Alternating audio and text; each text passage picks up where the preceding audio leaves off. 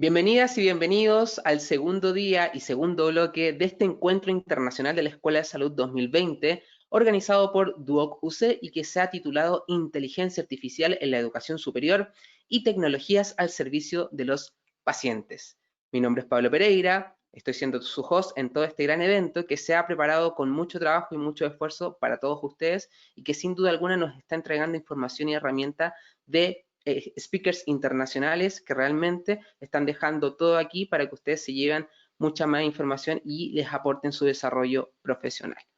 Vamos a recapitular un poquito cómo ha sido este programa. El día de ayer estuvimos hablando como tema central la inteligencia artificial en la educación superior en dos grandes bloques. En la mañana hablamos de Big Data en la actividad física y de deporte, acompañados de nuestros amigos de Sports Collab, y en la tarde estuvimos hablando de chatbot como apoyo al aprendizaje de alumnos, estos asistentes que vienen justamente a fortalecer y a facilitar los procesos de interacción, ya sea con nuestros estudiantes o posibles estudiantes, y así también apoyar a los docentes con estas tecnologías. Ahí estuvo hablando Mario de la Torre de Smart Training y también Diego Errázuriz de Duoc UC. Hoy arrancamos como tema central hablando de la tecnología al servicio de los pacientes y en la mañana estuvimos enfocados a hablar de la rehabilitación para pacientes con enfermedades cardiometabólicas en tiempos de pandemia, inicialmente con Carlos Sepúlveda de la Clínica MEDS y el seguido de Matías Monsalve de la Universidad O'Higgins. Hoy, ahora en este bloque en el que estamos, vamos a hablar de la telemedicina como apoyo diagnóstico en tiempos de pandemia. Nos acompaña Juan Francisco Cabello del INTA, bueno, y ahí con un currículum bastante importante y ahí se los vamos a compartir, y va a cerrar Mauricio Matoli de la Universidad del Desarrollo. Y ya mañana, también los dejamos invitados desde ya este último día, vamos a estar nuevamente hablando como tema central la inteligencia artificial en la educación superior, pero con ciertos matices. En la mañana, la utilización del Big Data para la mejora del aprendizaje de los estudiantes, de la mano de Martín Volante de SAP, y luego con Matías Sánchez de Datalyzed, y luego para cerrar finalmente este importante evento, el rol futuro del docente, cambio en la formación académica para favorecer la gestión de contenidos de 3 a 4 con Pablo Zúñiga de Reimagínate y UMCE, y luego para cerrar con broche de oro con Fernando Valenzuela del Global Impact EdTech Alliance. Muy bien, entonces estos han sido nuestros speakers, estos van a seguir siendo nuestros speakers que vienen para los próximos bloques y sin duda alguna están entregando mucha información para todos ustedes. Antes de arrancar y dar el paso a Juan Francisco, me gustaría dejar a Pia Watkins, subdirectora del área de actividad física, que tiene unas palabras iniciales para todos ustedes. Pia. Buenas tardes a todos y bienvenidos a este bloque de cierre de nuestro segundo día del seminario de la Escuela de Salud, donde, tal como contaba Pablo, hemos hecho un repaso por muchas disciplinas involucradas dentro de nuestra escuela y que les entregan herramientas para su desarrollo profesional. Los dejo invitados a que participen en las próximas jornadas de mañana, en la mañana y en la tarde, y que además los que no puedan estar hoy en día participen de manera sincrónica. Bueno, los dejo, le doy el paso a Pablo para que hagan la charla. Bienvenidos. Buenísimo, Pia, muchísimas gracias. Recordarle también a todos nuestros asistentes que tienen el espacio para hacer todas sus preguntas, ¿cierto? Todas las inquietudes que puedan tener a lo largo de la sesión, lo vayan colocando ahí para yo poder transmitírsela al presentador, al speaker, al final de su presentación. También recordarles que luego de esta sesión les va a llegar un correo con una encuesta que les pedimos por favor lo puedan responder para justamente levantar toda esta retroalimentación que para nosotros nos va a seguir ayudando en fortalecer las sesiones que vienen más adelante. Dicho eso, vamos entonces a presentar a Juan Francisco Cabello. Como les comentaba, él tiene un currículum muy interesante. Acá solamente pusimos uno de sus tantos roles, que es el director del Centro de Diagnóstico, el CEDINTA del INTA de la Universidad de Chile, pero claramente él nos va a contar mucho más de lo que está trabajando hoy día y de este tema tan importante que va a exponernos hoy, que es justamente telemedicina como apoyo diagnóstico en tiempos de pandemia. Juan Francisco, te estoy dando el control para que puedas manejar la presentación y ¿estás listo? Adelante, todo tuyo. Vale, muchas gracias, Pablo. Gracias, Pía, también. Primero por la invitación y luego por la oportunidad de compartir con ustedes este tema que yo no soy un experto en telemedicina. De hecho, ahora han aparecido muchos expertos en este tema. Bueno, ahí podríamos discutir toda la tarde qué define un experto, pero Yo soy un feliz usuario de la telemedicina y un forzado usuario de la telemedicina. Y si pongo acá en el título los lugares donde trabajo, como también va a aparecer después en la declaración de conflictos de interés, no es por contarles que trabajo en muchos lados, sino es precisamente porque en cada uno de los lugares donde yo estoy trabajando hoy día, tanto el INTA, el Hospital Digital, la Universidad de Valparaíso, la Clínica Las Condes, hemos tenido que mudar hacia esta nueva modalidad. Y por eso contarles un poco la experiencia que nos ha tocado en estos últimos meses de cómo la telemedicina ha sido realmente un apoyo, no solo en el diagnóstico, sino que también en el seguimiento de nuestros pacientes en estos tiempos de pandemia. Así que si partimos con la primera diapositiva, me pasé de una largo, es lo que les anunciaba, una declaración de conflictos de interés, una práctica ya habitual y muy sana y necesaria, al menos en la medicina, donde ustedes pueden ver si tienen algún interés financiero significativo, o sea, salarios, acciones, con algunos de los productos o compañías que voy a mencionar en esta presentación. Nuestra relación particularmente con el ministerio, eso nos condiciona muchísimo la relación con la industria y por eso es bueno que ustedes lean entonces que si yo he participado o no de actividades científicas o de estudios clínicos y mis actividades remuneradas son precisamente a las cuales hoy día me voy a referir, tanto como director de la célula de enfermedades metabólicas del Hospital Digital, tanto como jefe de programa de especialización en neuropediatría de la Universidad del Paraíso, como docente y director médico del CEDINTA en la Universidad de Chile, y también consulta privada en la Clínica Las Condes. Ahora, como les contaba, en cada uno de estos lugares hemos tenido que echar mano a la telemedicina y mi idea es contarles hoy día un poco la experiencia en cada uno de estos lugares. Y por último, en relación a esta presentación, antes poníamos si el traslado o el alojamiento, ahora bueno, evidentemente estoy en mi casa, así que aquí por ese lado no hay traspasos de dinero, pero sí respecto al tema del pago, que no hay pago en relación a esta presentación, así que tampoco le echaré flores innecesarias a Duoc, solo las justas y necesarias.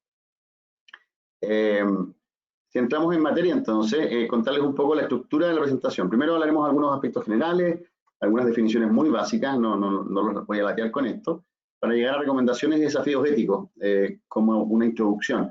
Y finalmente, la segunda mitad de la presentación probablemente va a ser contarles mi experiencia en el Hospital Carlos Van Buren en Valparaíso, la experiencia en la Clínica Las Condes, para terminar con el tema de enfermedades metabólicas, tanto en CEDINTA como en el Ministerio de Salud, para finalmente tener una diapositiva de conclusiones y poder quedarnos discutiendo, espero, un rato respecto a las cosas que les voy a contar.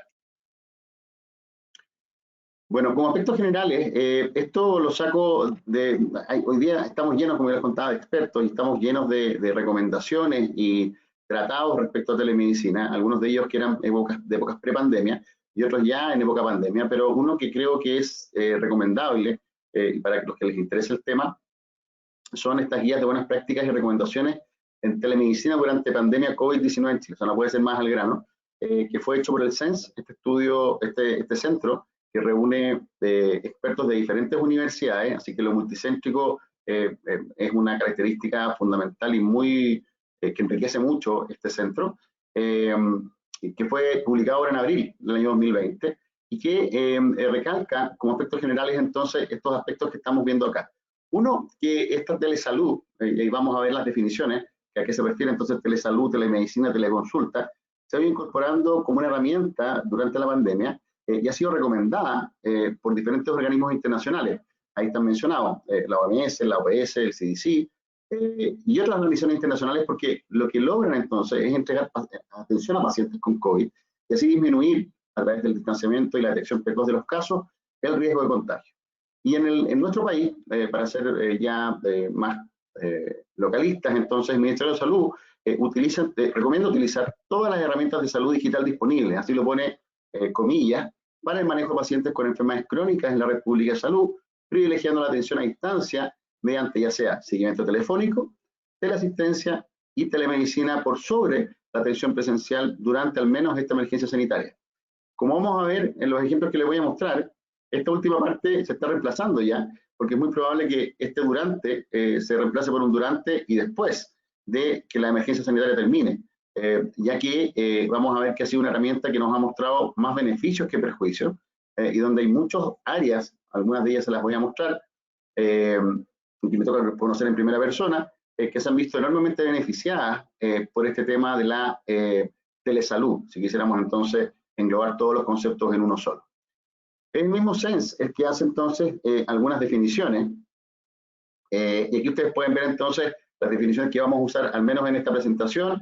Hoy día van a ver que los expertos aún no se ponen de acuerdo con precisión respecto a estas definiciones, pero al menos las que aparecen en este documento del SENS, aparece entonces descrita telesalud como la prestación de servicios de salud que utiliza tecnologías de información y comunicación, donde la distancia es una barrera para recibir esta atención, y el conjunto entonces de estas actividades, de servicios y los métodos que se llevan a cabo a distancia con ayuda de las tecnologías, de estas tecnologías englobadas como TIC. Es un concepto entonces que es amplio y incluye, entre otros, la telemedicina y la teleeducación. Vamos a conversar en los ejemplos que les voy a dar acerca de todo esto. La telemedicina, por su parte, entonces, es la provisión de estos servicios de salud a distancia, considerando todos los aspectos de la medicina, o sea, no solamente el diagnóstico, sino que también promoción, prevención, tratamiento y rehabilitación, además del diagnóstico, por profesionales de salud, no solamente médicos, sino que también enfermeras, nutricionistas, etcétera, etcétera, etcétera, que permiten entonces intercambiar datos para poder facilitar el acceso y la oportunidad en la prestación de servicios a la población entonces que presenta limitaciones en la oferta o de acceso a servicios o de ambos fuera de la geográfica. Y aquí es donde Chile tiene un potencial enorme, porque vamos a ver en el ejemplo, cuando hablemos de lo que hacemos en el INSTA, donde vemos pacientes que vienen de Arica a Punta Arenas literalmente, en que el traslado de estos pacientes es siempre complejo, más aún en tiempos de pandemia, pero fuera de tiempos de pandemia también, y por lo tanto Chile es un país que es un modelo ideal donde poder aplicar entonces diferentes estrategias de telemedicina. Y la teleconsulta, entonces, que es podríamos decir, una parte de la telemedicina, que es una consulta a distancia, realizada a través entonces de tecnologías de información y telecomunicaciones, de TICs, entonces, entre un paciente y uno de los miembros del equipo de salud, y esto entonces se podría ocurrir durante dicho acto telemédico. Otro concepto que vamos a usar, entonces, pueden participar con algún rol y funciones miembros del equipo de salud que se encuentran tanto con el paciente o en el mismo lugar del paciente. Esto es un modelo que cuando hablemos de hospital digital, recuérdenlo porque vamos a hablar mucho de teleconsulta y que tiene mucho que ver con esto. Les adelanto, un paciente, por ejemplo, que vive en Calbuco, va a poder ir a su centro de salud familiar, a su CESFAM, y ese paciente se va a conectar con un centro de referencia regional que va a estar en Puerto Montt y con un centro de referencia nacional que va a estar en Santiago, y los profesionales de salud del CESFAM, del centro de referencia regional en Puerto Montt y del Centro de Referencia Nacional en Santiago van a estar conectados al mismo tiempo en una consulta sincrónica, que entre consulta sincrónica y consulta sincrónica va a poder ser también complementada con consultas asincrónicas, o sea, por ejemplo, informes que pueden emanar desde el Centro de Referencia Nacional o Regional y que tanto esos dos centros o el Centro de Salud Familiar como el paciente van a poder tener acceso localmente. Así que, como ustedes pueden ver, son definiciones que vamos a irnos acostumbrando, son términos que estamos usando cada vez más y que ya son parte de nuestro vocabulario diario. El SENS llega entonces en estas guías de buenas prácticas y recomendaciones, incluso a hacer recomendaciones para la prestación de servicios de teleconsulta, y ustedes pueden ver acá que estas recomendaciones son algunas de ellas obvias, pero es interesante tenerlas en un conjunto. Ellos resumen estas recomendaciones, son en un largo texto, pero resumen estas recomendaciones en, primero, informar al paciente sobre esta teleconsulta, recomendar a los pacientes tener ciertos elementos previos a esta teleconsulta, trabajar colaborativamente, mantener la privacidad y confidencialidad del paciente y utilizar cada oportunidad disponible para educar. O sea, si estoy viendo un paciente con enfermedades metabólicas o con un problema neurológico, en el caso mío, también tengo que preocuparme, y eso es lo que estamos haciendo, preguntar, ¿han tenido contacto con COVID? ¿Qué experiencia han tenido con eso? ¿Qué están haciendo para prevenir el contagio? Etcétera, etcétera, etcétera. Ahora, aquí, una frase que me gustó de las conclusiones de esta recomendación es que dice algo que ya hemos esbozado, y es decir, que la teleconsulta entonces abre nuevas oportunidades para conocer al paciente en su entorno familiar o laboral. Y eso es algo que para los neurólogos particularmente es tremendamente relevante. Pongo el ejemplo, por ejemplo, de los niños con trastorno espectro autista, o un niño con algún otro trastorno de neurodesarrollo como el déficit atencional. Ver al paciente en la consulta es muy diferente que verlo en su entorno familiar o en su hogar. Evidentemente es muy diferente verlo interactuar con sus hermanos, con su abuelita, que son personajes que no siempre los acompañan a la consulta, y poder entonces entrometernos en la realidad del hogar de esos pacientes, y menciono solo dos patologías donde nos puede ayudar, es tremendamente beneficioso. Así que aquí tenemos otra de las grandes ventajas que vamos a recalcar a lo largo de la presentación. y de los ejemplos que les voy a ir dando. Este es el resumen, se lo pongo a propósito en chiquitito. Este es un pequeño diagrama donde ellos resumen entonces las consideraciones para el profesional de la salud antes, durante y después de la consulta, de la teleconsulta, y ustedes, vuelvo a insistir, pueden revisarlo, esto está de libre acceso, se meten a SENS Telemedicina, van a encontrar rápidamente este informe. Ahora, la telemedicina plantea desafíos, evidentemente, algunos de ellos los hemos mencionado a la pasada, pero me parece importante detenernos en ello. En la relación médico-paciente, evidentemente, cambia, y cambia totalmente, y aquí ya nos hemos topado con anécdotas, hasta ahora anécdotas, que plantean entonces desafíos diferentes. O sea, lo que hoy día yo digo al frente de una cámara, lo está escuchando la mamá, la abuelita, el tío, personajes que de pronto no estaban en la consulta y que yo no sé cómo entienden lo que yo estoy contando, porque con ellos yo no me había juntado nunca antes. Eso tiene que ver tanto con cómo entender la patología del paciente, la comunicación con ellos y la confidencialidad. Que yo esté en mi casa y estén mis niños dando vueltas, o esté alguien que no tiene por qué saber la historia de mi paciente, ese es otro gran tema. O al otro lado de la cámara también, de pronto las familias en Chile sabemos que no todos viven en departamentos de 180 metros cuadrados, ¿cierto? Sino que muchos de ellos, de nuestras familias que atendemos, van a vivir entonces en pequeños espacios con muchos otros integrantes de la familia, y eso hace muy importante este tema de la confidencialidad. Y luego el consentimiento informado en términos de, nosotros nos cuesta entender este tema de la telemedicina, imagínense también a nuestros pacientes, a ellos también es nuevo. Por lo tanto, tratar de explicarles a ellos qué ventajas tiene esto, qué problemas puede presentar, es tremendamente relevante. Las responsabilidades del médico también cambian, no para peor, muchas veces para mejor, en términos de que, por ejemplo, nuestra consulta se basa mucho más en la conversación y mucho menos en el contacto, que hoy día no existe. Hoy día el examen neurológico, por ejemplo, hemos tenido que aprender a hacerlo a través de una cámara sin tocar al paciente. Y eso evidentemente que nos cambia completamente la relación médico-paciente y sus límites. Y eso es algo que desde el punto de vista ético es tremendamente relevante. Y respecto a acceso y calidad, son dos grandes temas que, bueno, que están en la discusión hoy día de forma muy actual, porque tienen que ver con cómo nuestros pacientes pueden acceder a una telemedicina de calidad, y esto por los dos lados. Por un lado, bueno, si el paciente no tiene computador, no tiene un buen celular, no va a poder acceder a una telemedicina de buena calidad. Pero al mismo tiempo hemos logrado aumentar el espectro de pacientes que pueden acceder a esta medicina de buena calidad, porque no necesitan mucho. Hoy día la cantidad de personas en Chile que tienen un computador o que tienen un celular que les permite una buena conexión es mucho mayor que la que probablemente está hoy día accediendo a una buena telemedicina. Por lo tanto, esta es una herramienta que sin duda nos va a seguir dando sorpresas en los siguientes meses y años. Y respecto a la calidad, lo mismo. Preocuparnos de hacer una medicina de buena calidad también plantea desafíos diferentes. Si ya nos costaba a los médicos, y es un tema de discusión, qué es una medicina de buena calidad en lo presencial, tenemos también que reflexionar y discutir qué es lo que es una medicina de buena calidad cuando la hacemos por telemedicina. Bueno, vamos ya a los ejemplos. Solo para terminar esta primera parte de introducción, este es el consentimiento informado para telemedicina que propone el SENS. Evidentemente aquí cada institución ha hecho diferentes cambios y hay buenos ejemplos. Me parece que hoy día cada institución pública y privada está haciendo un propio consentimiento, pero aquí hay un buen modelo que uno puede tomar. Si alguno de ustedes, por ejemplo, trabaja en algunos de estos lugares o le toca asesorar a algunos de estos lugares, acá hay un buen modelo de dónde partir. Así que, como les decía, vamos ya a los ejemplos, y voy a partir por el Policlínico de Neurología Infantil del Van Buren. Contarles qué somos en el Policlínico de Neurología Infantil del Van Buren en Valparaíso. El Van Buren es el hospital de mayor complejidad en la región y además es un centro derivador de toda la macrozona norte para neurocirugía. Son 8 neurólogos infantiles contratados de planta, que entre todos suman 220 horas de neurólogo a la semana, o sea, un hospital que tiene hartas horas de neurología.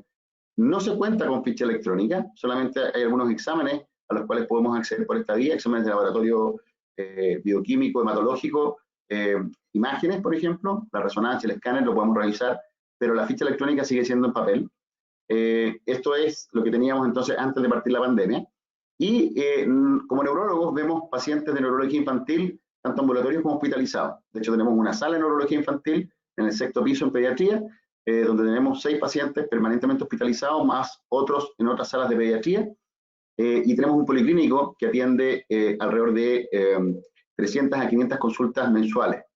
Ahora, en estos 8 neurólogos aclararles que yo no estoy incluido, porque yo tengo horas de la universidad. Yo como médico, profesor de la universidad, por el convenio docente asistencial, voy también al hospital y atendemos policlínico en conjunto con los médicos del STAM. Entonces, además de estos 8 neurólogos, estamos los que, sin estar contratados por el hospital, también agregamos horas de neurología al Hospital Van Buren.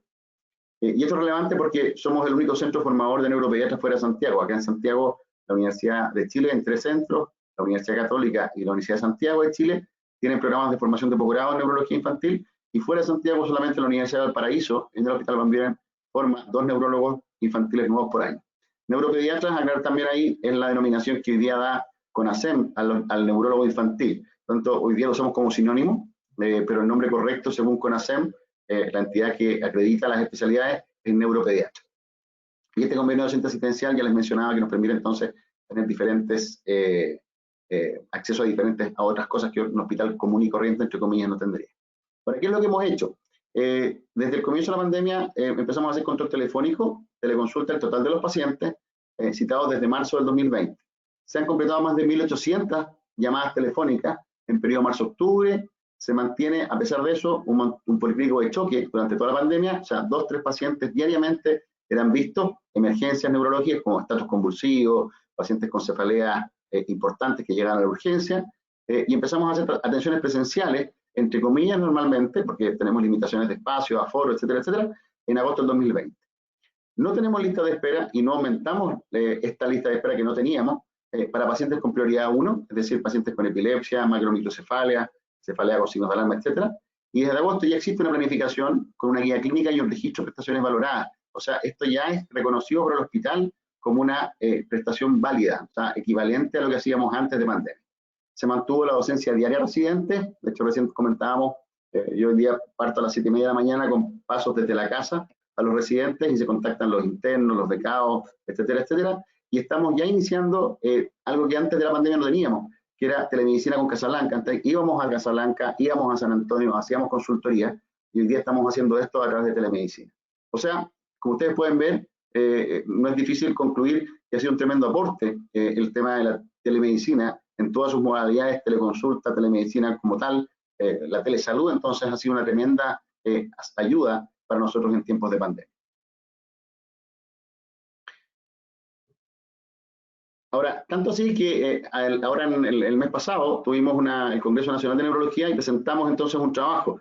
Y este trabajo entonces fue una encuesta de satisfacción usuaria a través de este sistema SurveyMonkey que está disponible gratis en ¿cómo se llama?, en Internet, y que lo que hicieron, de hecho liderado por un becado de primer año, el doctor Leonardo Leal, lo que hicieron fue entonces pasar encuestas a quienes se atendían entre marzo y agosto, estas encuestas telefónicas, y se enviaron entonces un montón de encuestas, no muchas fueron respondidas, y las preguntas que se le hicieron, algunas de ellas fueron, por ejemplo, en general, ¿qué tan satisfecho estuvo con la atención telefónica? ¿Cuánto confía en esa atención telefónica en relación a las decisiones médicas? Y fíjense ustedes que las respuestas fueron bastante mejores de lo que nosotros podríamos haber pensado quizás al principio. La mayoría de los pacientes, con excepciones de un 4%, 3%, respondieron que estaban muy satisfechos o satisfechos al menos. ¿Alguna otra pregunta? El médico que lo contactó, ¿escuchó sus necesidades? Fíjense ustedes, la gran mayoría respondió que sí. ¿Qué tan probable es que elija esta modalidad de atención, telemedicina en el futuro? La gran mayoría también eligió que sí. ¿Y qué tan probable es que recomienda esta modalidad de atención a algún conocido? También una gran mayoría respondió que sí. Estos son pacientes contactados telefónicamente del Policlínico de Neurología del Hospital Van Buren. Ahora, interesante que lo más relevante fue, le preguntamos, ¿hay algo que hubiéramos podido hacer para mejorar esta modalidad? Y la mayor parte de los comentarios apuntaron a que el video, o sea, que la llamada telefónica debiéramos reemplazarla por una videollamada.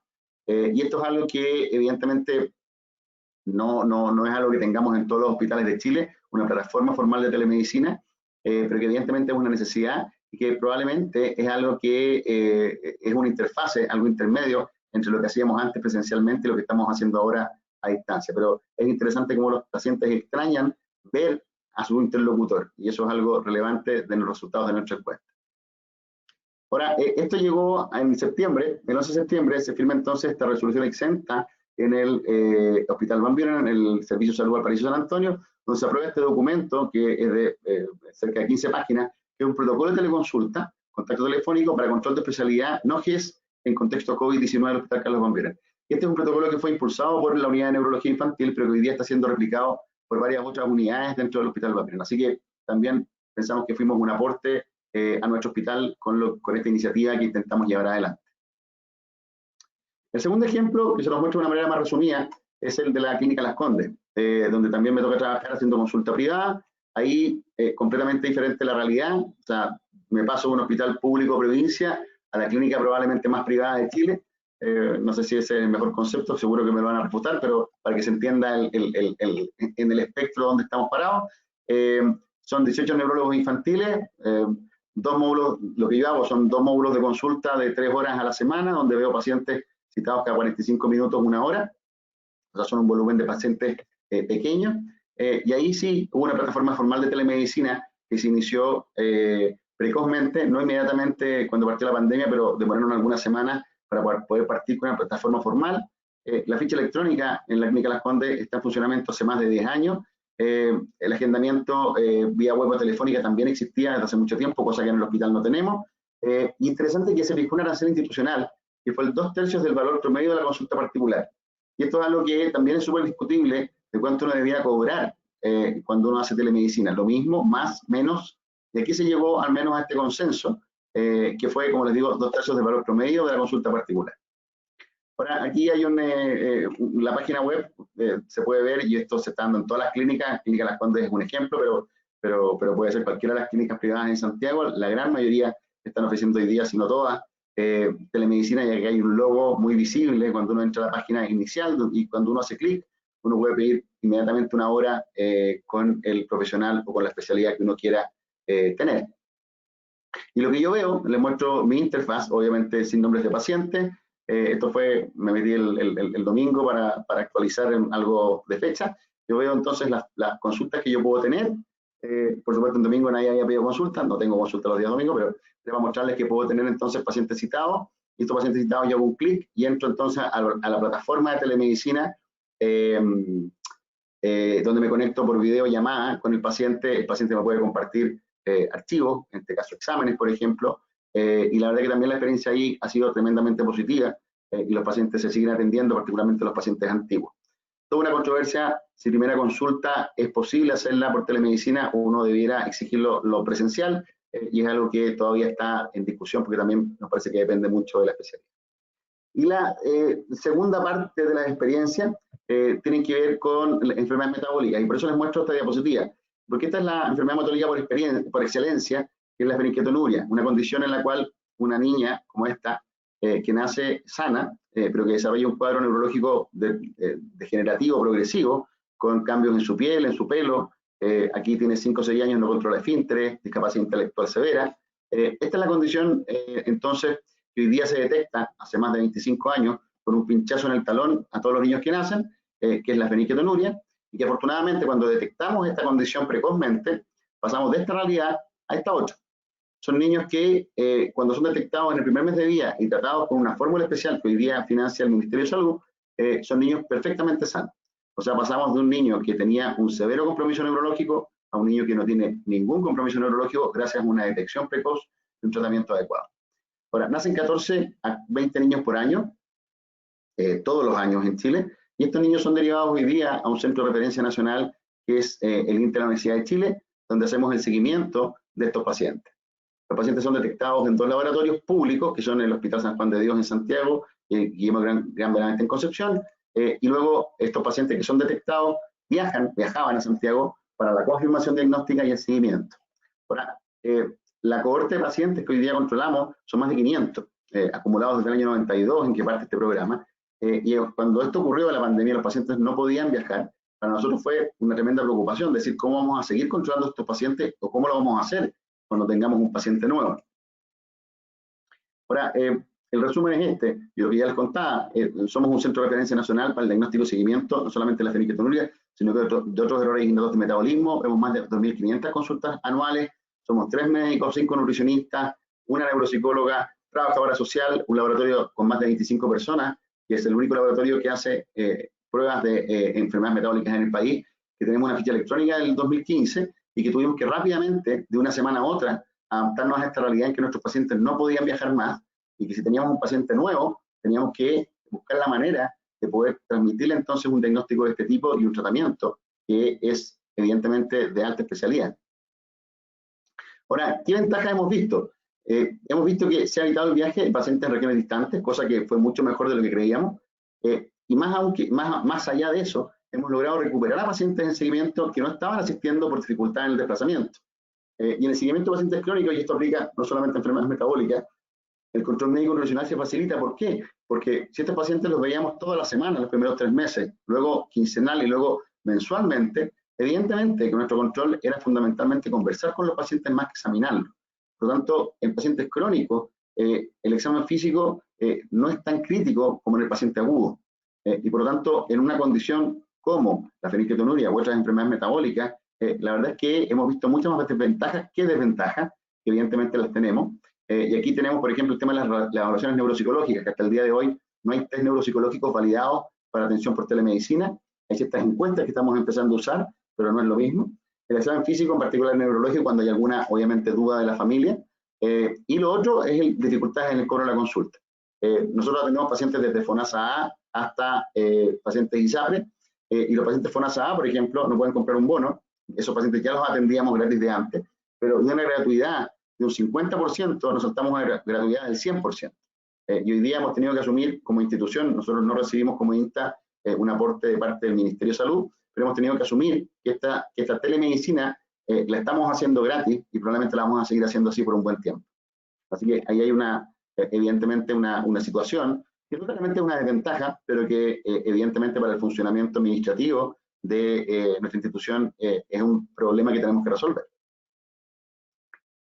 Y el último ejemplo que les quería mostrar, porque me quedan ya solo 5 minutos, es el Hospital Digital. Esta es una iniciativa del Ministerio de Salud, de la cual me imagino que ustedes han escuchado, al menos en la prensa, y que busca entonces generar, así como los bancos no siguen teniendo hoy día más sucursales, sino que se generó una banca digital, y hoy día esa banca digital permite tener acceso a información centralizada de todos los clientes de la banca. Bueno, en salud deberías tener un hospital que sea suprahospitales y que permita entonces tener información centralizada y poder entonces no solamente resolver el problema de acceso a salud, sino que también un tema en la decisión de respecto a salud, porque van a haber indicadores mucho más fidedignos de cómo el sistema de salud funciona en Chile.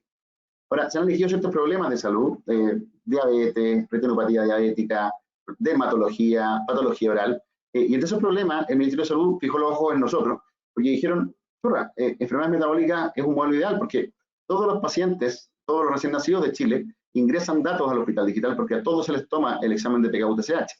De estos pacientes entonces se van a beneficiar muchísimo porque lo que ya estábamos conversando, no todos pueden viajar como quisiéramos a un centro de referencia nacional. Y por tanto, lo que nos planteamos es implementar entonces a un nivel nacional un nuevo modelo de atención en esta área de errores innatos, alineado con las directrices del Hospital Digital para optimizar el diagnóstico, tratamiento de estas condiciones. Y este es el objetivo no formal, que es finalmente formalizar una red de atención que hoy existe de manera informal y proveer las herramientas para el fortalecimiento y extensión de esta red que hoy día tenemos para enfermedades metabólicas. ¿Cómo pensamos hacer eso? Estos son objetivos específicos que no me parece que sea la oportunidad de destacar algunas cosas, que esto es algo extendible a otros errores innatos de metabolismo, como los que están incluidos en Ricardo Soto, a otras enfermedades metabólicas que están dentro del PENAC, y que por lo tanto esto es algo muy modular, muy escalable. Disminuir la necesidad de traslado a centros de referencia nacional, y además esto que yo les contaba, generar indicadores, o sea, saber realmente estos pacientes qué nivel de atención necesitan, porque vamos a poder entonces sistematizar y lograr entonces registrar cada una de las atenciones que estos pacientes hoy día tienen por WhatsApp, por teléfono, hoy día va a estar todo registrado en una plataforma. Y además incluir a la atención primaria. Como ya les decíamos, partiríamos por los pacientes con fenilketonuria e hiperfenilalinemia, pero nos ampliaríamos a otras enfermedades metabólicas como efecto ciclolauria, beta-oxidación, jarabearse, luego a los pacientes que están dentro de la Ricardo Soto con enfermedades metabólicas y finalmente a otros errores innatos del metabolismo. O sea, vuelvo a insistir en lo modular y lo escalable. En el primer grupo, lo que haríamos entonces, ya les contaba, vemos 15 a 20 pacientes por año nuevos, así que no es una avalancha de pacientes los que tendríamos que ver al comienzo. Y estos pacientes, la idea es poder empezar a controlarlos desde que se diagnostican, a los 12-14 días, y reemplazar esta primera consulta sincrónica que hacíamos presencial antes, reemplazarla por una consulta sincrónica a través de una plataforma de telemedicina, donde, como ya les contaba, podrá asistir el médico nutricionista del CESFAM, el Centro de Referencia Regional y el del Centro de Referencia Nacional, sin sacrificar entonces la calidad que hoy día le prestamos en la atención al paciente, pero poder hacerlo de una manera más formal y más trazable también en el tiempo. Los requerimientos entonces que vamos a tener que coordinar no solamente la atención, sino que también el envío de las muestras que les hacemos a estos pacientes, y el envío de la fórmula de vuelta, según la indicación que el nutricionista haga. Vamos a poder incluir materiales educativos para médicos, nutricionistas y pacientes. Vamos a poder habilitar la plataforma para tener datos para el control médico nutricional. Entonces, por ejemplo, en el INTA, en el control que tengamos sincrónico por telemedicina, vamos a poder acceder a la curva de antropometría del paciente en el centro de salud familiar.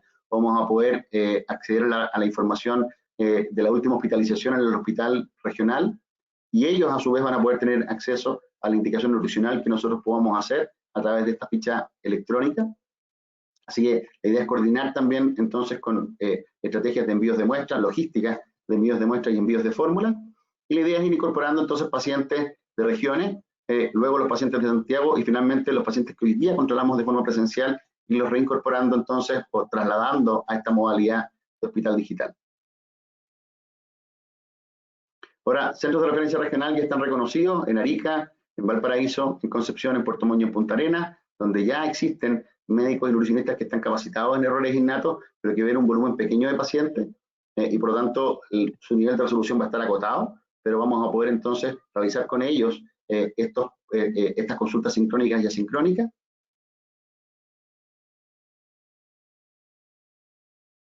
Y, perdón. Me salté una de las conclusiones.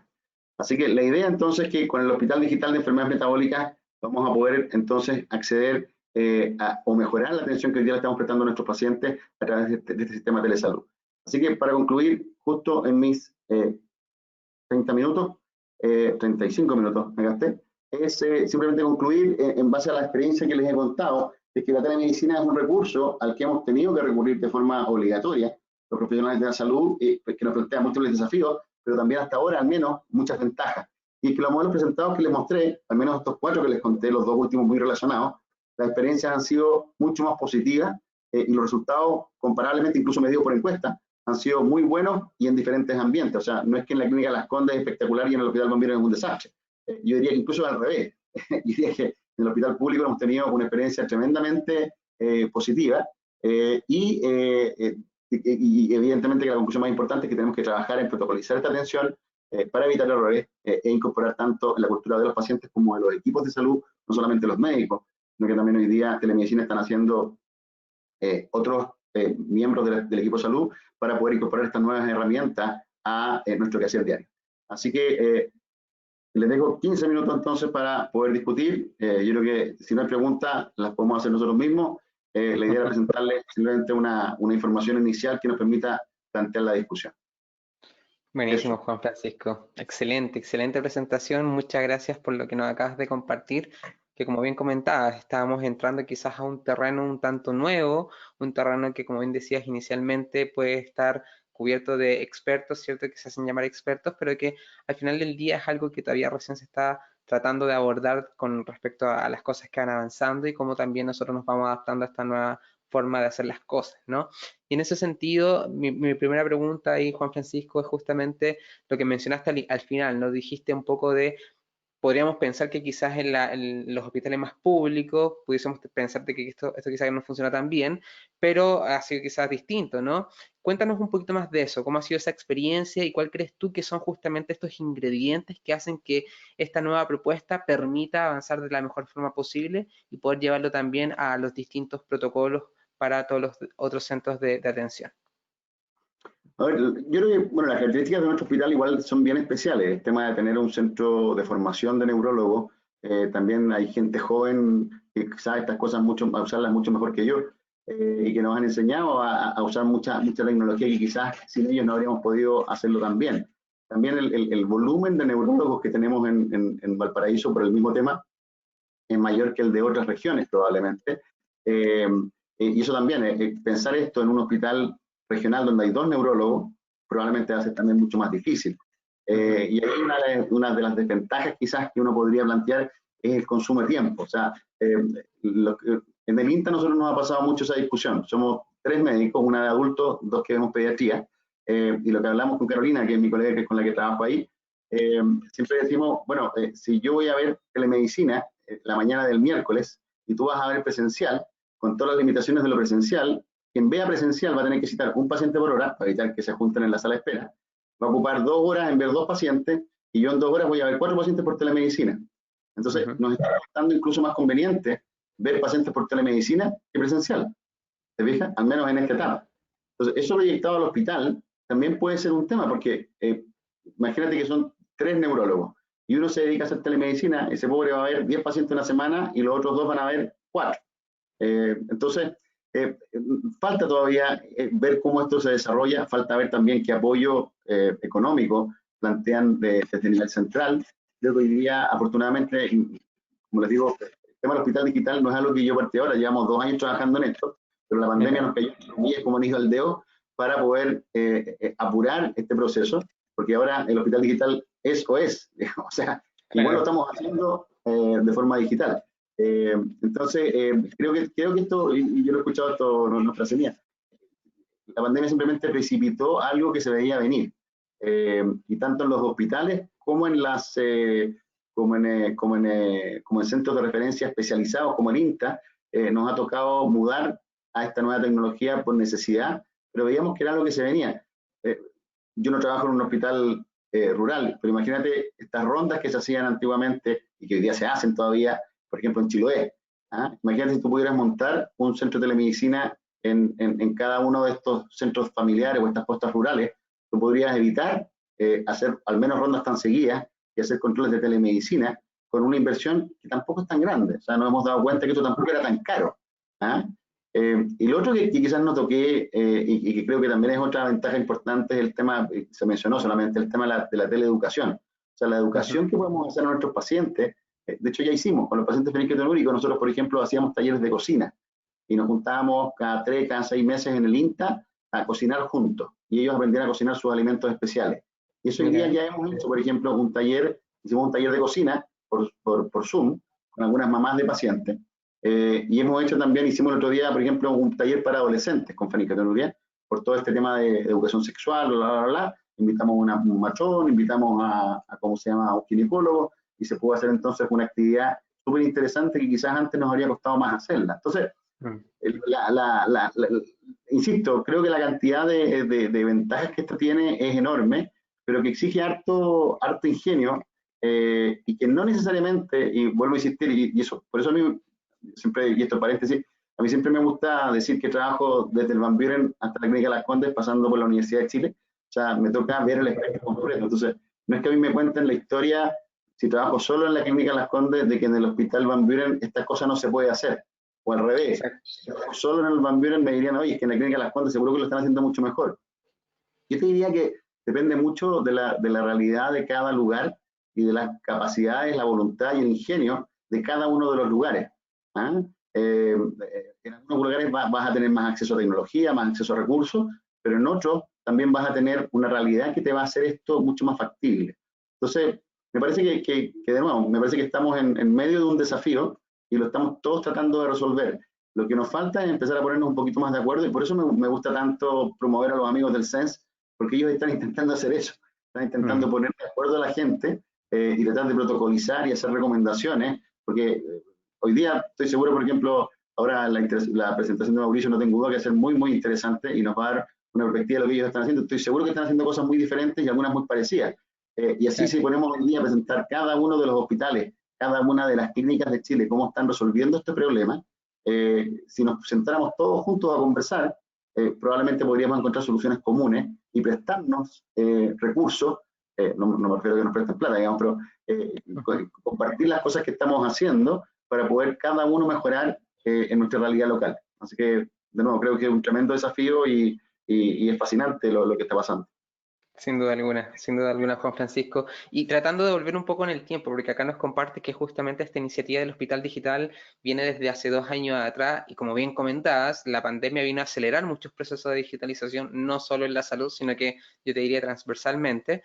Y es desde esa mirada de los 2 años hacia atrás, cuéntanos un poquito qué fue lo que realmente los motivó a ustedes a pensar en esto, cómo fueron esos primeros pasos que dieron y cómo hoy día también se está acelerando todo esto producto de la pandemia.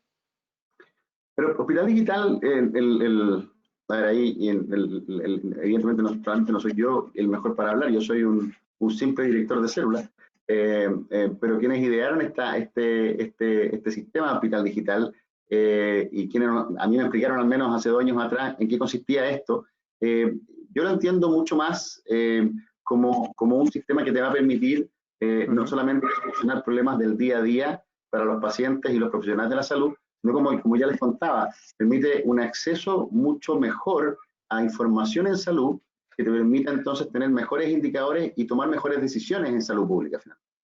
Entonces, este tema del hospital digital no es un invento de Chile, hay proyectos de hospital digital, los más conocidos en Canadá, hay algunos países de Europa, Estados Unidos, están algunos estados implementando esta idea de los hospitales digitales, que como ya te contaba, es tratar de generar esta entidad supra hospitales que hagan que los hospitales conversen. Por eso el ejemplo del banco, yo sé que es muy odioso comparar un banco con un hospital, pero si sacamos el prejuicio del medio y entendemos entonces cómo la banca digital ha ayudado a los bancos a poder compartir información, muchas veces para beneficio de ellos, más que para el beneficio nuestro, digamos, pero de poder tener información centralizada que les ayuden a calcular mejor cuáles son las tasas de los créditos o el tipo de productos que tienen que ofrecer, porque tienen una información mucho más real y en tiempo real. Para los hospitales uno puede imaginar que esa generación de indicadores y esa generación de información en vivo, en tiempo real, va a permitir tomar entonces mejores decisiones y una mejor distribución de recursos, que finalmente es lo que al Ministerio de Salud le interesa, para poder llegar entonces a una mayor cantidad de pacientes. Eso es lo que uno, no sé si muy ingenuamente, quisiera creer, pero esa es un poco la idea del hospital digital. Ahora, esto nace en este gobierno y de hecho se vendió en algún momento como que era la gran reforma de la salud que este gobierno quería hacer. Hubo un par de temas políticos ahí cuando salió el ministro anterior, el ministro, bueno, dos atrás y uno atrás, bueno, no vamos a dar el nombre, digamos, pero que cambiaron un poquito la relevancia del proyecto para el gobierno, y nosotros estuvimos en medio de toda esa discusión, pero para nosotros como enfermedades metabólicas, que fue un problema de salud que el Ministerio de Salud eligió y nos llamó para poder participar, para nosotros al comienzo era una cosa, como yo te decía, yo diría cuando nos llamaron las primeras veces y fuimos un poquito reticentes en decir, churra, pero ¿cómo vamos a reemplazar la cosa presencial con la cosa a distancia? Los pacientes no van a creer, no es lo mismo. Y ahora nos dimos cuenta que no teníamos otra manera. Entonces, hoy día nos felicitamos de haber aceptado la invitación, no dudamos en haberla aceptado, digamos, pero hoy día haberla aceptado 2 años atrás y haberle dado vuelta a todo este tema durante este año y medio, nos ha permitido avanzar mucho más rápido ahora y estamos a puertas. De hecho, salimos en el Mercurio hace un par de semanas atrás, en que se anunció de que la enfermedad metabólica parte antes de enero de 2021. Nuestro deadline es enero de 2021 para iniciar formalmente el Hospital Digital de Enfermedades Metabólicas. Así que lo van a ver probablemente en prensa, pero lo más que verlo en prensa, lo que a nosotros nos interesa es que nuestros pacientes puedan beneficiarse de esto que estamos conversando. Ahora, y si además eso sirve para que el Ministerio vea en tiempo real, con indicadores, oye, se están viendo, no sé, 2.500 consultas anuales a tal costo, tanto cuesta, si yo pongo más plata aquí y saco acá, puedo tener mejor resultado, o sea, mejor aún, ¿te fijas? O sea, podemos visibilizar delante de las autoridades el trabajo que se hace desde hace 30 años de una forma muy invisible, y esa visibilización te permite también tomar mejores decisiones y generar mejores políticas de salud para este grupo acotado de pacientes. Y si eso lo proyectamos a cada uno de los problemas que están hoy día, mucho mejor. Así que Hospital Digital, como digo, creo que tiene un tremendo potencial, pero como toda iniciativa, tiene que ser bien implementada. Y al menos en lo que yo puedo responder, que es enfermedad metabólica, bueno, que también es un tema, entre comillas, fácil, porque está todo centralizado en un solo lugar, somos los mismos lo que hacemos toda la pega, probablemente es más fácil que dermatología, por ejemplo. pero tenemos esperanza que por lo menos para este tipo de iniciativas, Hospital Digital va a tener un impacto enorme en los pacientes y en los equipos de salud que estamos trabajando con estos pacientes. Buenísimo, excelente. Pía, no sé si tú quieres preguntarle algo, comentarle algo a Juan Francisco. Sí, la verdad es que me pareció súper interesante Juan Francisco.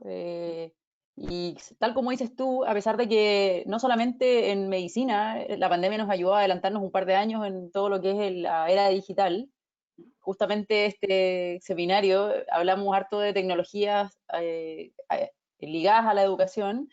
También en la educación nos ayudó a adelantarnos 5 años, por lo menos, en todo lo que es la educación a través de vías online. Entonces, mi pregunta va enfocada como, ¿cómo ven ustedes, así como están haciendo educación a través del INTA y todo, cómo ven si la telemedicina o el hospital digital, que hablaste de enfermedades cardiometabólicas, ¿tú crees que podría generar mayores trabajos, por ejemplo, desde el punto de vista de que podría ser interdisciplinario el hospital digital con más profesionales? Sin duda, de hecho, dentro de las discusiones que tenemos reuniones de directores de células, de hecho mañana tenemos una reunión de esas, conversamos y tratamos de hacer lluvias de ideas de cómo podíamos avanzar. Y por ejemplo, a propósito de los conflictos de interés que yo les contaba y de la ética, hemos discutido, por ejemplo, que en bioética es una tremenda oportunidad para el Hospital Digital generar una célula de bioética, donde se pueda generar educación de bioética para profesionales de la salud. Ahí tienes un tema de educación en un tema específico como es la bioética, que hoy día, si tú estás en un hospital perdido, que te hagan un seminario de ética era imposible, que te lo haga alguien bueno, digamos. Pero si hoy día tú pudieras usar esta iniciativa de Hospital Digital, que a través del mismo sistema por el cual tú ves a tus pacientes, tu ficha electrónica, teleconsulta, tienes además acceso a educación en temas, por ejemplo, como la bioética, tremendo. Ahora, de mi experiencia personal con teleeducación, yo te contaba, nosotros tenemos este programa de formación, los becados de primer año que entraron en abril, yo todavía no los conozco presencialmente, pero los veo todos los días por Zoom. Y esos becados han tenido que aprender neurología infantil, primero solamente por plataformas de teleeducación, y ahora recién hace algunos meses están empezando a ir al hospital a ver pacientes. Entonces, y estamos hablando de educación de posgrado. La educación de pregrado ha sido otro tremendo desafío, y ahí ustedes pueden hablar con mucha más propiedad que yo, pero la Escuela de Medicina de la Universidad del Paraíso, donde a mí también me toca hacer algunas clases, ha sido un tremendo tema. O sea, como para los particulares, para los estudiantes de últimos años y para los de primer año. Si mis becados de neurología infantil, que ya eran médicos, tuvieron que aprender algunos meses solo desde la casa, para los estudiantes de primer año, que tienen que hacer ramos básicos en primer año, ha sido también un tremendo desafío, y para los de último año, que tenían que hacer internado, que era fundamentalmente práctica, también ha sido otro tremendo desafío. Y esos son desafíos que se están enfrentando.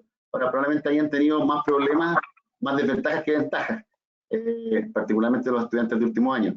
Pero por lo menos para nosotros, para el posgrado, yo te diría que ha sido una experiencia súper valiosa. Hemos podido estudiar, te cuento, yo todos los días me contacto con ellos, tenemos reuniones administrativas para hablar cómo funcionamos con la beca. Ellos mismos nos dan ideas de qué cosas podemos hacer.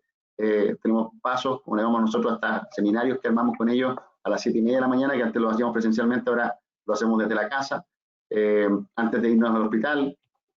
Tenemos pasos en las tardes, contarte que, por ejemplo, concretamos un sueño que teníamos antes, que era de hacer charlas de humanidades. Nosotros tenemos una orientación, o tratamos de aportar una orientación humanista a la formación de posgrado, pero antes teníamos de repente, no sé, pues habíamos invitado alguna vez un filósofo a conversar con nosotros. Ahora nosotros cada 2 semanas, tenemos los lunes a las 6 de la tarde, cada 2 semanas tenemos reuniones. Tuvimos reunión, por ejemplo, la semana pasada, antes del plebiscito, con un abogado constitucionalista para hablar de salud y derecho. 2 semanas antes habíamos invitado a un filósofo a hablar de por qué el médico debe saber de filosofía. 2 semanas antes habíamos hablado de los límites de la relación médico-paciente con un bioeticista.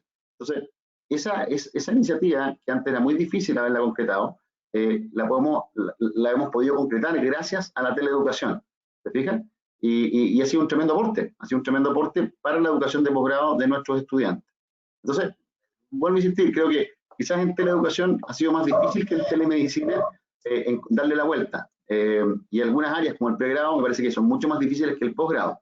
Pero creo que igual en algunas áreas particularmente se ha podido mejorar muchísimo y se han podido encontrar cosas nuevas que antes no existían y que permiten algo que suma y no que resta en la educación. Así que yo creo que, y ahí vale lo mismo que hablamos, vamos a tener que seguir discutiendo y probablemente ustedes, mucho antes que nosotros, van a encontrar soluciones y se las vamos a tener que pedir prestadas. De acuerdo. Totalmente, acá la idea es compartir, generar sinergias, hacer que finalmente este conocimiento que cada uno tiene de sus distintos frentes pueda estar al servicio de los otros también. Así que Juan Francisco, agradecerte por esta tremenda exposición que nos has dado, esta participación y también todo lo que nos has compartido, que sin duda estamos seguros que a todos los asistentes y lo que también van a estar viendo este video más adelante, van a también tener la misma conclusión que nosotros, que sin duda nos has dado una muy buena información y también esperamos ver, ¿no?, prontamente el Hospital Digital ya funcionando a todo vapor y también con todas las otras especialidades que se vayan sumando a lo largo del tiempo. Muchas gracias, Juan Francisco, por tu participación. Pía, no sé si quieres darle unas palabras finales, Juan Francisco. Gracias, Juan Francisco. Creo que, como dice Pablo, fue sumamente significativo conocer cómo lo están haciendo y cómo han abarcado toda esta dificultad que ha sido este año, toda la pandemia. Dejo abiertas las puertas a que como DOC podamos trabajar de manera conjunta, ya sea con el INTA o con el Hospital Digital, y hacer alianzas que nos ayuden a contribuir tanto a la educación como a los pacientes. Así que muchas Encantado, gracias. muchísimas gracias. Muchas gracias por la invitación de nuevo y me quedo muy atento viendo la presentación de Mauricio. Buenísimo. Nos vemos. Perfecto. Excelente, Juan Francisco, muchas gracias. Y bueno, recordarle a nuestros asistentes que le vamos a mandar dentro de poco este link de la encuesta para que nos puedan dar su opinión y así también poder fortalecer y mejorar las próximas sesiones que vienen ya mañana. Así que es muy importante que la puedan responder.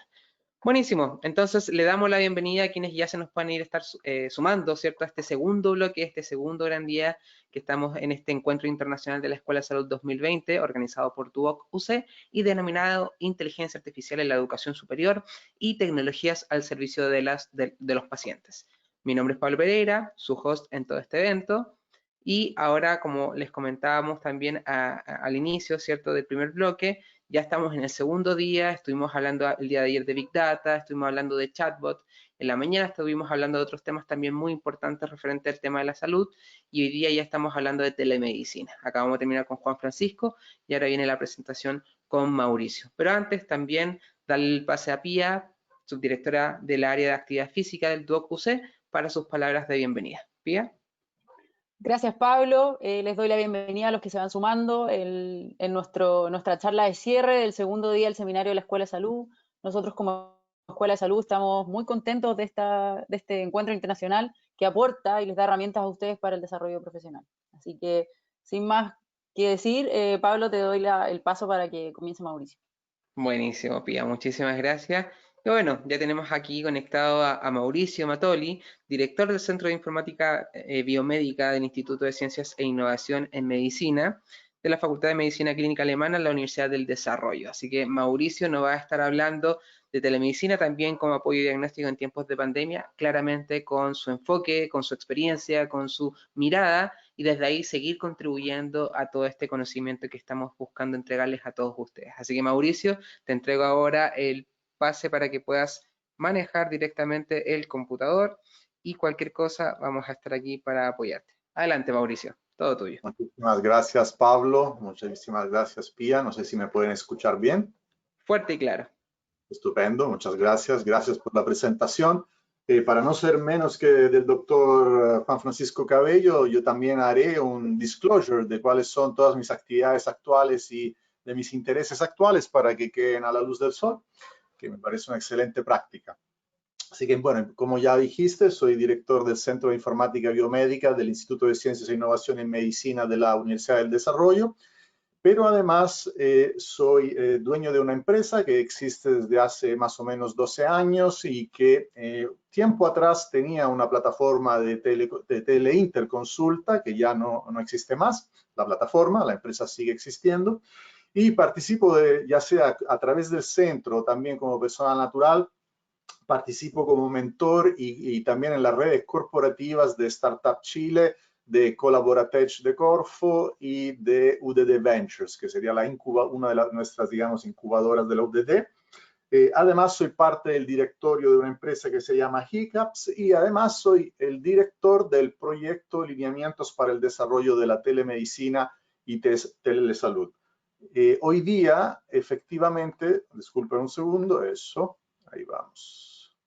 Hoy día, mucho de lo que les voy a contar y les voy a mencionar emana efectivamente de este último proyecto que les acabo de mencionar, que es el proyecto Lineamientos para el Desarrollo de la Telesalud y Telemedicina en Chile, que son un bien público estratégico financiado por Corfo y Chile Innova, y que estamos llevando a cabo junto con la Universidad de Concepción, en particular con la unidad de telemedicina de la Facultad de Medicina de la Universidad de Concepción y con UC Davis Chile, ¿sí?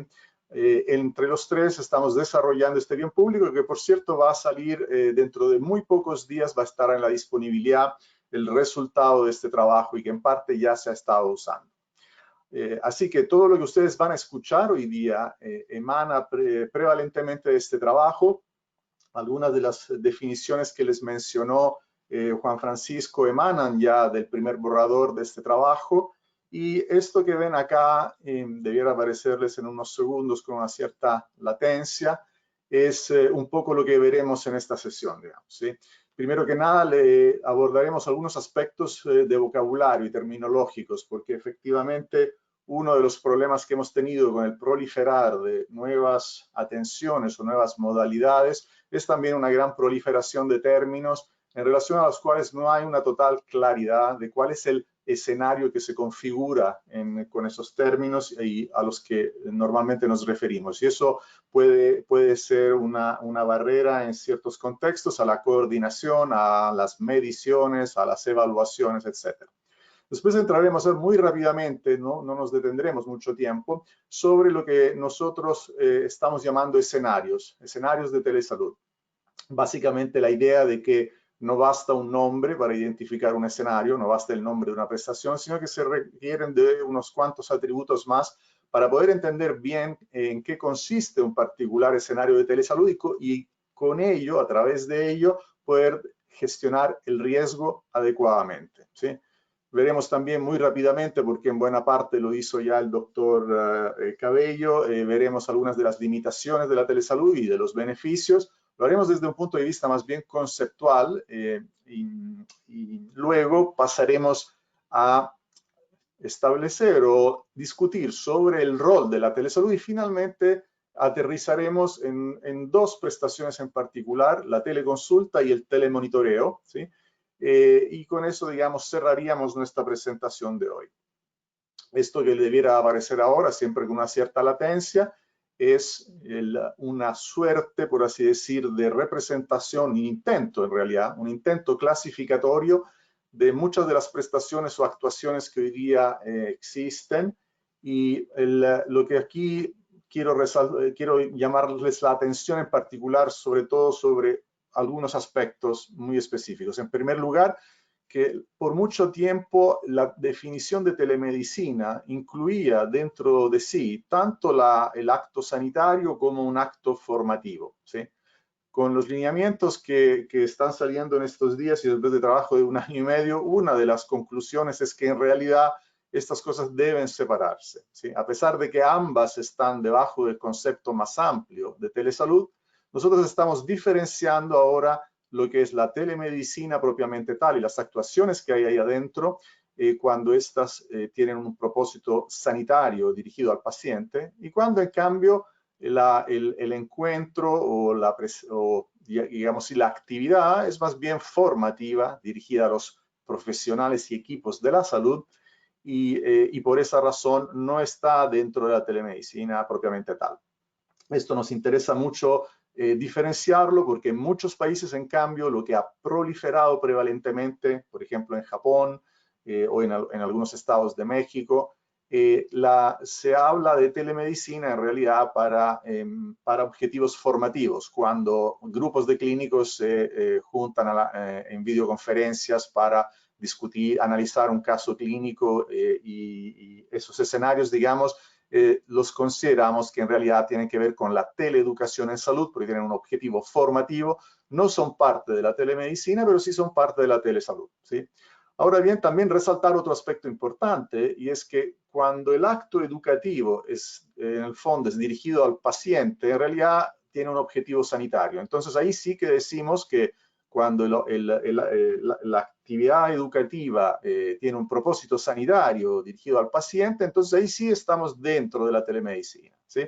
Esto es solo para darles, digamos, algunas de las adelantos sobre estos aspectos definitorios que estamos estableciendo a través de estos fundamentos para los lineamientos de la telemedicina, ¿sí? Y entraremos en el particular en algunas de estas prestaciones con un poco más de detalle, ¿sí? Sobre todo porque ha habido una amplia confusión y la que ven acá, no se asusten, ¿sí? Es bastante complejo, pero esencialmente estas son 3 prestaciones diferentes, ¿sí? Que pueden ser entregadas en modalidades diferentes, ¿sí? Según quiénes son, según si el medio de comunicación es sincrónico o asincrónico, ¿sí? Y en el fondo también estamos tratando de darle términos para referirnos a estos escenarios que son diferentes, ¿sí? Entonces ustedes pueden ver en el primer cuadrante de arriba a la izquierda lo que hoy día estaríamos llamando teleconsulta o también como sinónimos consulta virtual o videoconsulta, que en otros países se llama televisita o tiene otros nombres. Bueno, pues para eso, en primer lugar, lo que se entiende cada vez que está la palabra consulta, significa que el paciente participa activamente de ese encuentro o de esa interacción, ¿sí? Así que una clave de lectura es que si la palabra contiene consulta, aunque tenga tele adelante o un adjetivo que indique la modalidad, consulta significa que participó el paciente. Y esta es una de las convenciones más importantes a las que hemos llegado como conclusiones también, porque consideramos que explicitar ya desde la misma palabra si el paciente está participando o no es muy relevante para poder entender bien a cuál escenario nos estamos refiriendo, ¿sí? Luego, en la segunda línea, por así decir, ven las teleinterconsultas, ¿sí? Por interconsulta entendemos interacciones entre clínicos, ¿sí? Y que pueden ser aquí también, ya sea en modalidad sincrónica o asincrónica, que podrían estar discutiendo un caso clínico y en ese caso, si usamos interconsulta, además estamos diciendo en la convención que estamos proponiendo que en realidad el profesional interconsultado, por así decir, el que está a la distancia, también participa de las decisiones clínicas, ¿no? Incluso podría haber una transferencia, por así decir, del cuidado total o parcial, por así decir, ¿sí? Entonces, cuando la palabra es interconsulta, ya estamos entrando en un ámbito no solo de quiénes son los actores que están interactuando en ese momento, sino que también cuál es el grado de rol o el grado de responsabilidades que podrían surgir. Y estos son aspectos muy importantes que ustedes verán cuando salgan estos fundamentos para los lineamientos, porque ahí hay un capítulo específico relacionado que analiza el marco regulatorio, el marco de responsabilidad, incluso propone una lex artis telemédica en relación a estos escenarios y que tienen, como pueden ver, pueden tener distintos sabores. Finalmente tenemos lo que ven en la última línea, lo que estaríamos llamando consultoría, ¿sí? Y esto ya es realmente una interacción entre clínicos, pero de apoyo. Aquí no hay transferencia del cuidado ni el médico tratante en origen, que es el que está con o a cargo del paciente, no es el que toma todas las decisiones y lo que recibe es en el fondo una opinión de un colega y por lo tanto no hay, una transferencia ni total, ni parcial, ni temporal del cuidado, ¿sí? Entonces esto, digamos, es un poco para resumirles 3 de las convenciones más importantes que están saliendo ahora en los lineamientos y que son clave para poder construir sobre esto muchas cosas más y que durante esta presentación también veremos, ¿sí? Pues bien, hemos visto ya 2 aspectos, pero hay algo dentro para caracterizar un escenario de telesalud. Hay como 13 o 14 atributos que nosotros hemos identificado, que los consideramos como atributos necesarios, pero hay uno en particular que nosotros lo estamos llamando modelo relacional.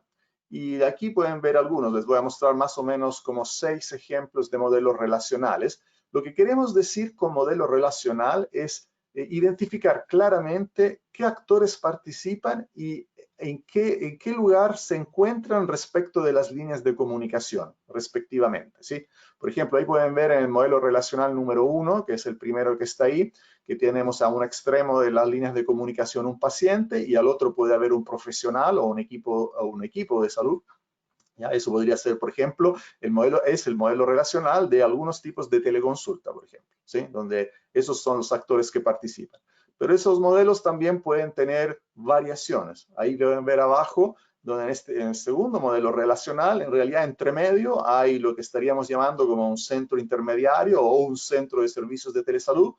Por centro de servicios de telesalud entendemos generalmente un departamento o una organización que podría o no coincidir con el prestador, pero es la entidad que podría existir y que estuviera específicamente a cargo de asegurar las líneas de comunicación, el transporte de los datos, los dispositivos, los sensores, etcétera, y que une los dos actores a los dos extremos, ¿sí? Consideramos que cuando existe una entidad aparte que lo haga, o sea, un tercero que interviene en esto, es importante explicitarlo en el modelo relacional porque eso concurre a caracterizar un escenario de telesalud. Ahora les muestro en la lámina siguiente otras variaciones. El del número 3 que pueden ver acá es muy parecido es de hecho un escenario de teleconsulta también, pero con la diferencia que el paciente además tiene a su lado un profesional de la salud o miembros del equipo de salud, ¿sí? Este escenario también es asimilable a un escenario de teleconsulta. Acuérdense que si está la palabra consulta es porque el paciente participa del acto, ¿sí? Y abajo pueden ver, en cambio, el mismo modelo, pero con un intermediario entre medio, un intermediario tecnológico, por ejemplo, ¿sí? Y finalmente, para cerrar este rápido carrusel, digamos, otro escenario otros modelos relacionales son los que tienen que ver con las interconsultas o las consultorías, y es decir, cuando a los extremos de la comunicación lo que hay son profesionales de la salud y no pacientes, ¿sí? Fíjense que le estoy siempre hablando de pacientes, de profesionales de la salud, de equipos de la salud, equipos clínicos y no necesariamente solo de médicos, ¿sí? Porque la telemedicina no es un acto que solo de un médico, digamos, ¿sí? Esto ha quedado ya bastante claro y ha sido parte también de una gran discusión, ¿sí? Bien, respecto de al menos, ya hemos visto como dos atributos, ¿no? Por un lado hemos visto estos modelos relacionales que concurren a configurar un escenario y por el otro lado hemos aludido y mencionado también, y lo ha hecho también el doctor Cabello, sobre qué es una modalidad de comunicación sincrónica y lo que es una modalidad de comunicación asincrónica, ¿sí?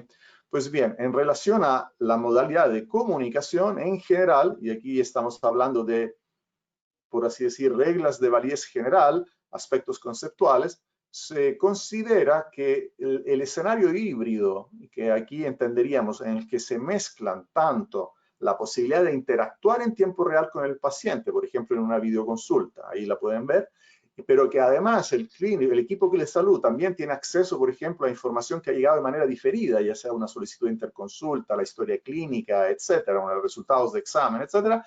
Ese escenario se considera más seguro que los escenarios en los que solo existe la modalidad sincrónica o solo existe la modalidad asincrónica. ¿Y por qué? Evidentemente porque en el escenario híbrido, en general, hay más información a disposición y además es posible corroborar cierta información en tiempo real en ese momento con el paciente, integral, ¿sí? Así que, por ejemplo, esta es una regla de validez general si ustedes quisieran, digamos, considerar. Eso no quiere decir que no se pueda hacer telemedicina solo con las otras modalidades, sino que es solamente para dar un criterio de mayor a menor seguridad o sobre el cual hay un consenso, ¿sí?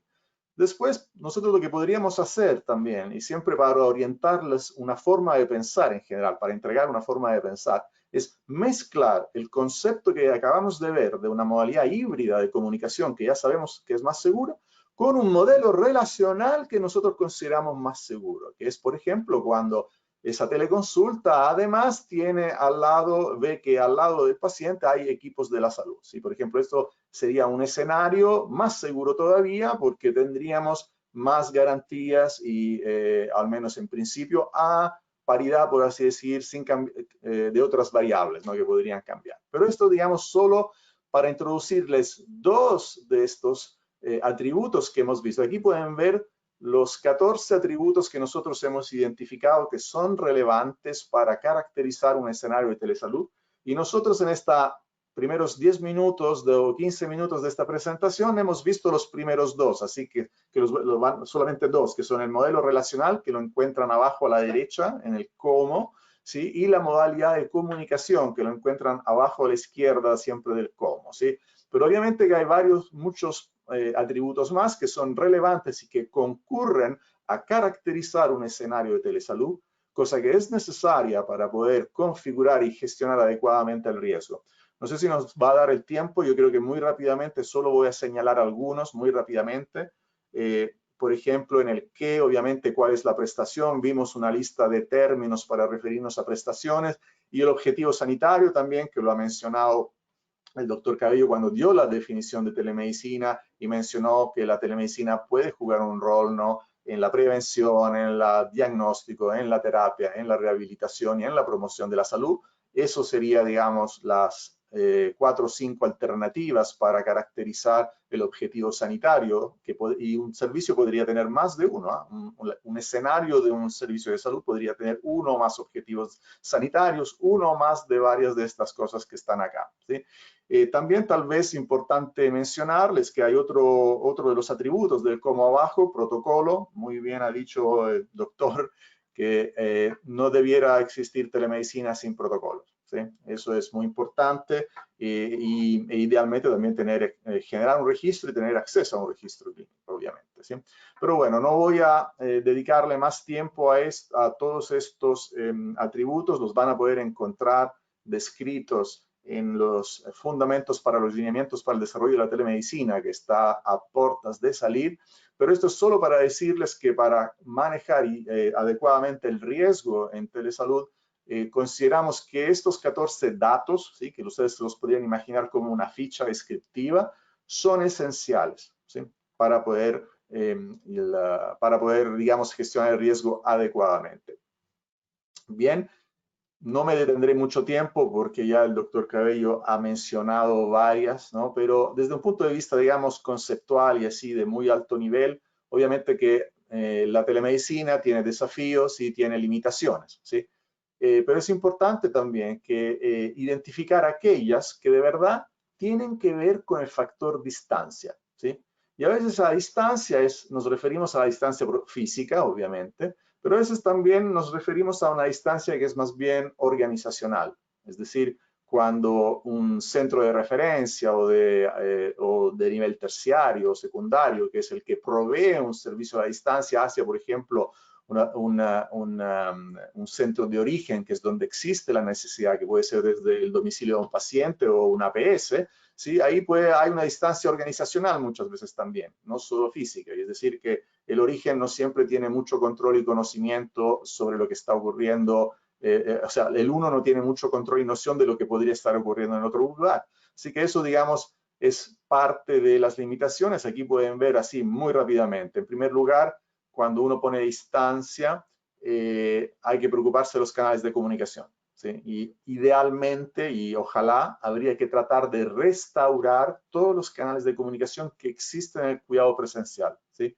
Eso a veces es difícil porque típicamente cuando uno hace levantamientos de procesos o cuando documenta cosas, documenta, digamos, lo más evidente, lo formal, lo explícito, pero también hay muchas veces canales de comunicación que no son capturados en estos levantamientos, que son cosas que ocurren en la práctica diaria, que se resuelven tocando la puerta o en conversaciones de pasillo, y entonces cuando uno lleva un servicio de algo que era presencial a algo tele, puede que se pierda algunos de estos canales. Así que ahí el primer desafío, digamos, cuando uno trata de pensar un nuevo modelo de servicio en modalidad tele, es ocuparse de haber entendido realmente si existen y se han implementado, rehabilitado o habilitado todos los canales de comunicación que existían en el caso también presencial, ¿sí? Obviamente, otra gran diferencia con la distancia, y eso configura un escenario de riesgo mayor respecto al cuidado presencial, ¿no?, que es el tema de la información. Aquí tenemos, no viajan los profesionales de la salud ni los pacientes, aquí lo que viaja es la información, por lo tanto tenemos que preocuparnos de protegerla, sobre todo porque esta información atraviesa incluso infraestructura de red y telecomunicaciones que incluso son compartidas con terceros, así que tenemos que preocuparnos de encriptarla y de oportunamente, obviamente, ¿no? Hay varios desafíos más, creo, mirando el tiempo, no sé si vale mucho la pena dedicarle mucho tiempo, voy a ir solo volando.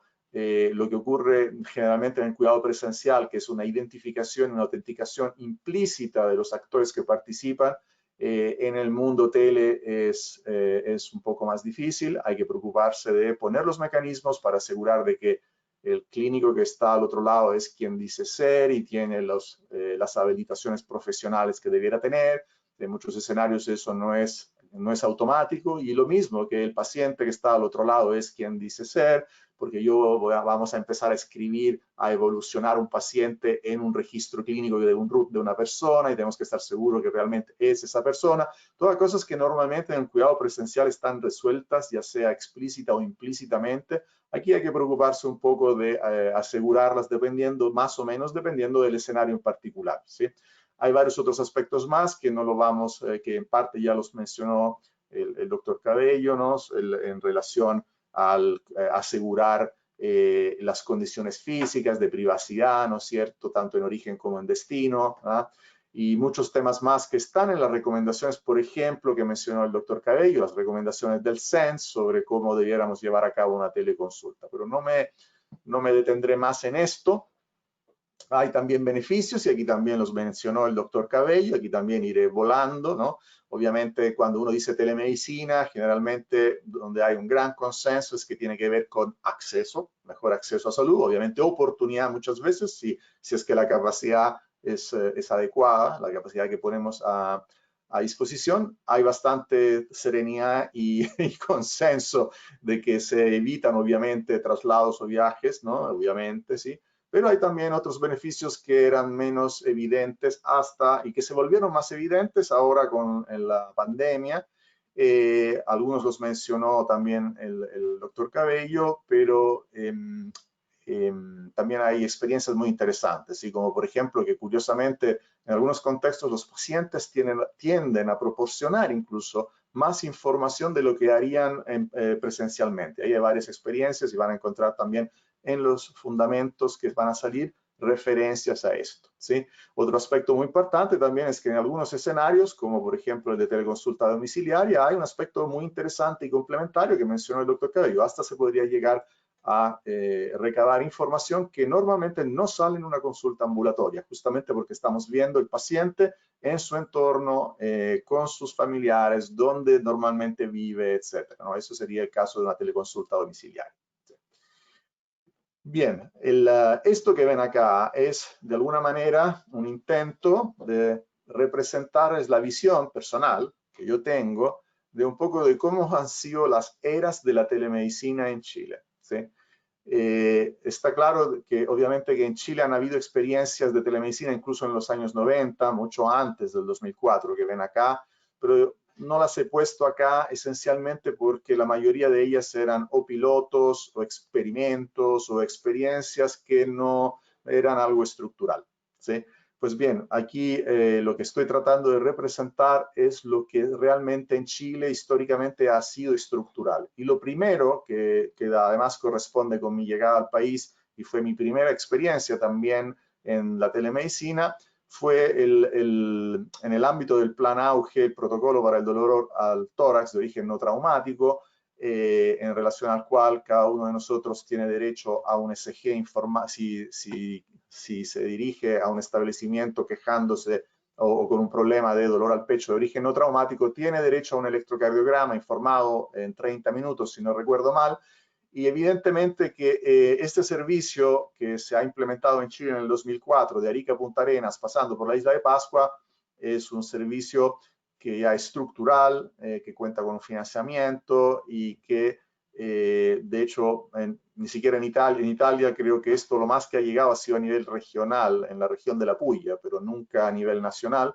Así que Chile ahí en eso tiene un hito muy relevante de haber disponibilizado un servicio de informe electrocardiográfico de Arica a Punta Arenas en el año 2004 de manera estructural y que en realidad no hubiera sido posible sin la telemedicina, ¿sí? Porque no habría sido logísticamente posible desplegar una capacidad de informe electrocardiográfico en los que actualmente me parece son más de 600 puntos desde los cuales se puede enviar un electro para que sea informado, ¿sí?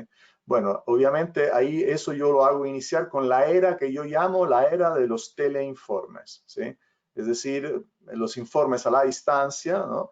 Que después han habido varios más, obviamente, sea en radiología y en muchas áreas más, en el fondo de ojo, etcétera, etcétera. Así que esa barra verde ahí representa para mí, ¿no? el inicio y la continuación de la era de una prestación en particular, una clase de prestaciones en particular, que son los informes a la distancia.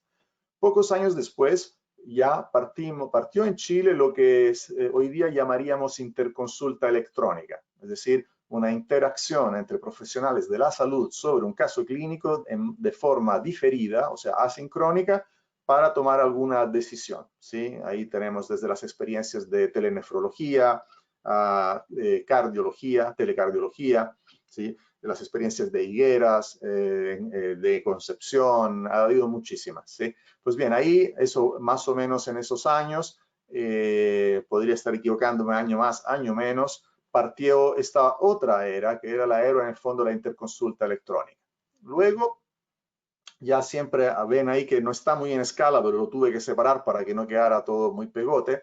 Pero poco después partió también la teleconsulta, por así decir. Por ejemplo, los Arturitos que estuvieron por un tiempo disponibles, y no sé si todavía lo están en algunos hospitales de base, para gatillar desde ahí teleconsultas en tiempo real con, por ejemplo, médicos internistas, ¿sí? En relación a casos de pacientes que se encontraban en ese momento. Ahí serían un caso de teleconsulta, pero en el modelo relacional que vimos antes, que era el número 3, que era el que el paciente está acompañado obviamente de profesionales de la salud, ¿sí? Pues bien, el siguiente modelo, que es el de la teleconsulta, en el modelo relacional número 1, el modelo, es decir, el modelo que no hay equipo de salud al lado del paciente, eso hasta enero de este año era considerado en general por nuestro ministerio, por algunos departamentos del colegio médico, etcétera, un escenario de telemedicina no recomendable porque era considerado demasiado riesgoso, ¿sí?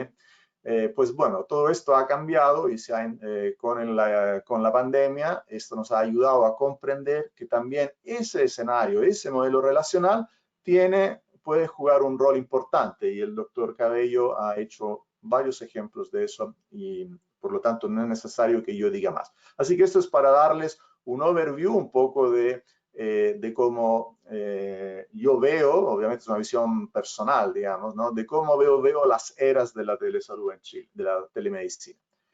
Aquí solo dos aspectos importantes que a mí a veces me gusta señalar. En primer lugar, que si bien es cierto que la telemedicina es sin duda facilitada por las tecnologías digitales y obviamente también por la computación y la informática, en realidad la telemedicina en el rigor no necesita ni de lo uno ni de lo otro, porque lo único que realmente necesita la telemedicina es telecomunicaciones para hacer viajar información, ¿ya? Esa información podría ser análoga, ¿sí? No solo digital, ¿sí?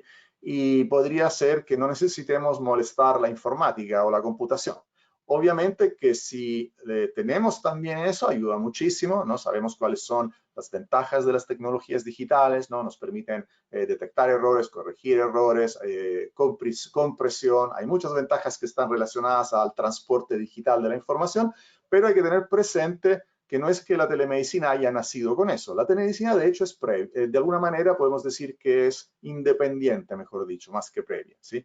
Importante también que a veces escucho hablar, y todavía muchos lo usan, de que dirían que la telemedicina es una aplicación de la telemática médica. No es así, al menos no es así para mí, porque la telemática es la integración, por así decir, de la informática y de las telecomunicaciones, ¿sí? Es un término que nació en el 76, pero en realidad la telemedicina, como les acabo de decir, no depende necesariamente de la informática, sí de las telecomunicaciones. Por lo tanto, no puede ser una emanación de la telemática médica, sino que es algo relativamente independiente.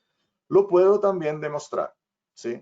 Este que van a ver, este que ven acá, digamos, que debiera aparecerles en algún segundo, si es que nos ayuda eso, Esta es una experiencia de telemedicina que existe en Italia y todavía funciona desde el año 1935. ¿Sí? Por lo tanto, ahí pueden ver en la imagen a la izquierda ¿sí? que no hay, el registro es en papel, no hay tecnologías digitales. Se trataba en esos comienzos de comunicaciones radio, en radiofrecuencia, ¿sí? Para dar asistencia médica a la marina mercante en el Mediterráneo. ¿Sí? Este servicio inmediatamente se entendió que la radio ofrecía también esta posibilidad y partió un servicio que todavía existe. También me gusta señalar cuando hago este caso que para los que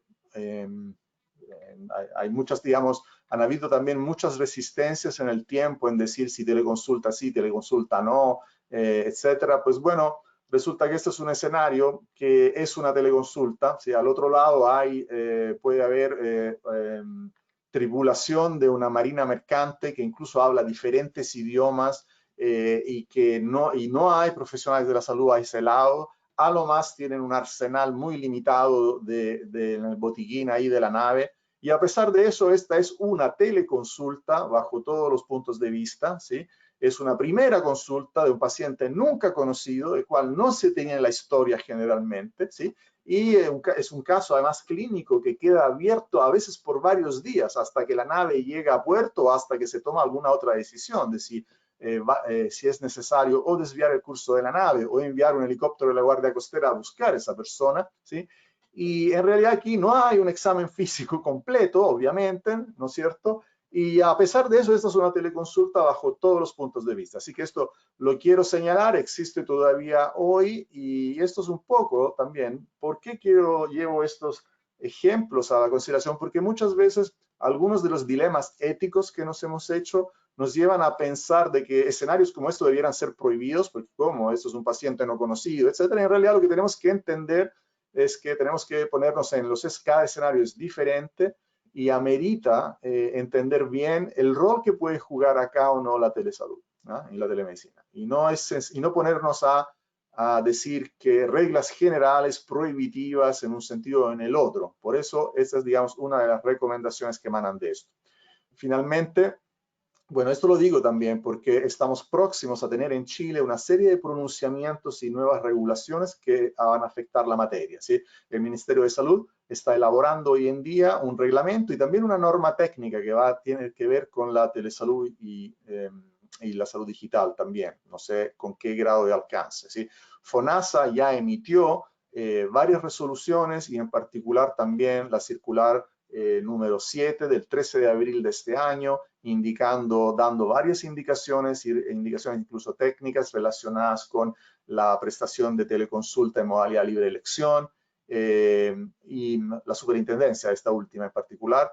El legislador tiene un proyecto ahí, pero no sé bien en qué etapa va, y también tenemos, digamos, pronunciamientos del Colegio Médico, también en particular del Departamento de Ética del Colegio Médico. Así que hay muchos pronunciamientos y regulaciones que ya salieron o están a punto de salir, y en el fondo el mensaje que yo siempre quiero dar es, ojo, cada escenario es diferente, cuidado con decir teleconsulta solo para controles, por ejemplo, porque eso dependerá siempre de cuál es el objetivo, cuál es el escenario, y como vieron, el escenario tiene muchos parámetros más, no solo la palabra de la prestación en sí, ¿sí?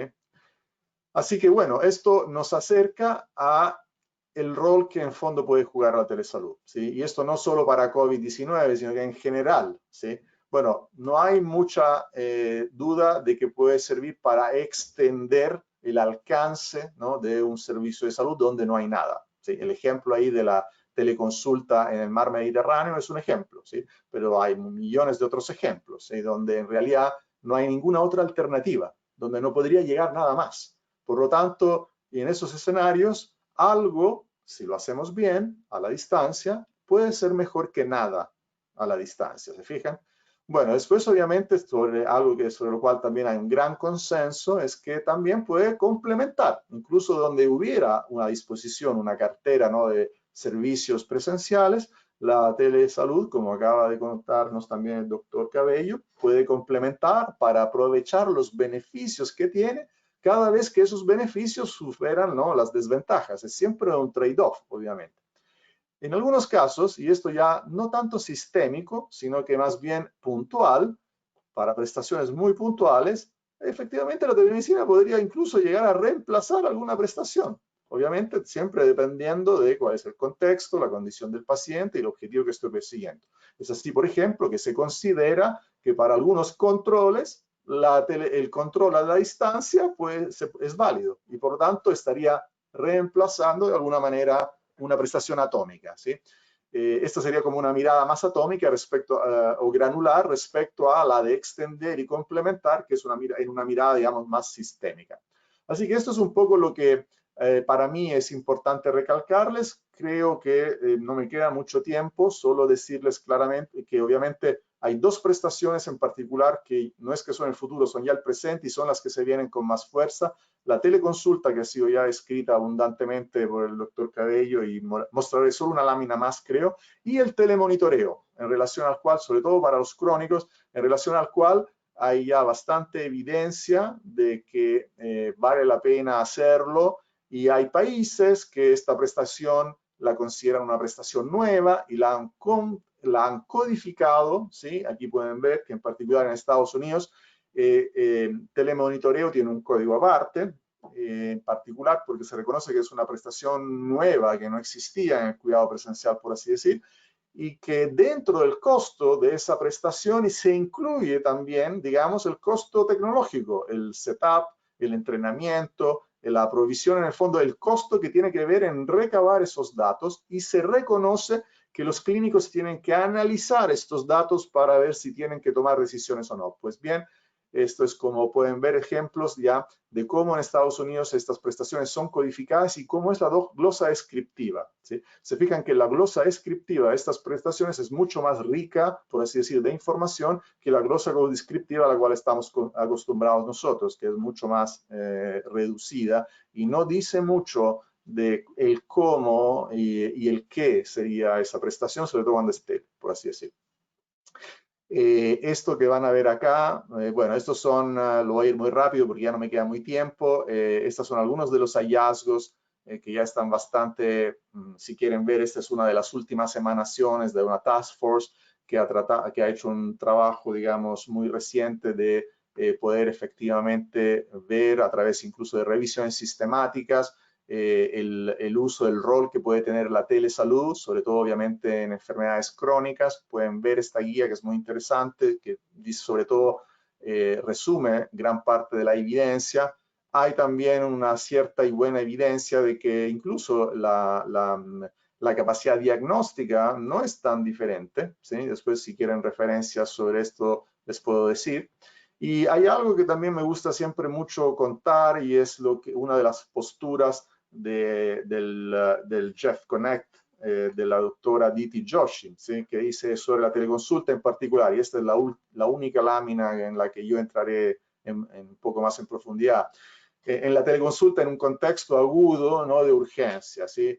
Y entender bien cuál es el propósito de esa prestación, que no es necesariamente llegar a la precisión diagnóstica en ese acto, sino que en recabar suficiente información para el siguiente paso o decisión que hay que tomar. Esa siguiente decisión que hay que tomar podría ser de cualquier tipo, podría ser desde venga que lo tengo que ver presencialmente, o corra la urgencia ahora, o no, y por lo tanto el propósito de esa teleconsulta es sobre todo recabar información accionable, como lo propone la doctora Aditi, ¿sí? Y bueno, parte de las cosas que ya se han mencionado, ella da un curso especial que se llama examen físico a la distancia, ¿sí? Por más que pueda parecer un oxímoron, ¿sí? Y que se focaliza específicamente en cuáles cosas sí se pueden evaluar a la distancia, porque obviamente a la distancia solo nos quedan dos sentidos, ¿no?, la audición y la vista, pero perdemos el tacto y el olfato. Y bueno, ahí hay cursos hoy día específicos sobre esta materia para entrenarnos a poder evaluar mejor así.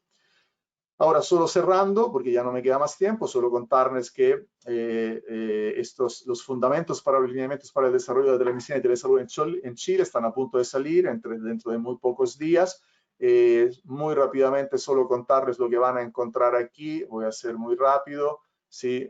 No hay mucho más que decir, digamos. Obviamente que hay una definición de qué es lo que cambia con la distancia, que es muy parecida a lo que les conté. Hay una desambiguación de los términos, que es esenciales para que hablemos todo el mismo idioma y podamos también medir las cosas de la misma forma, ¿sí? Está el tema de la caracterización de servicios de salud, tal como yo se los he planteado, con esos 14 atributos.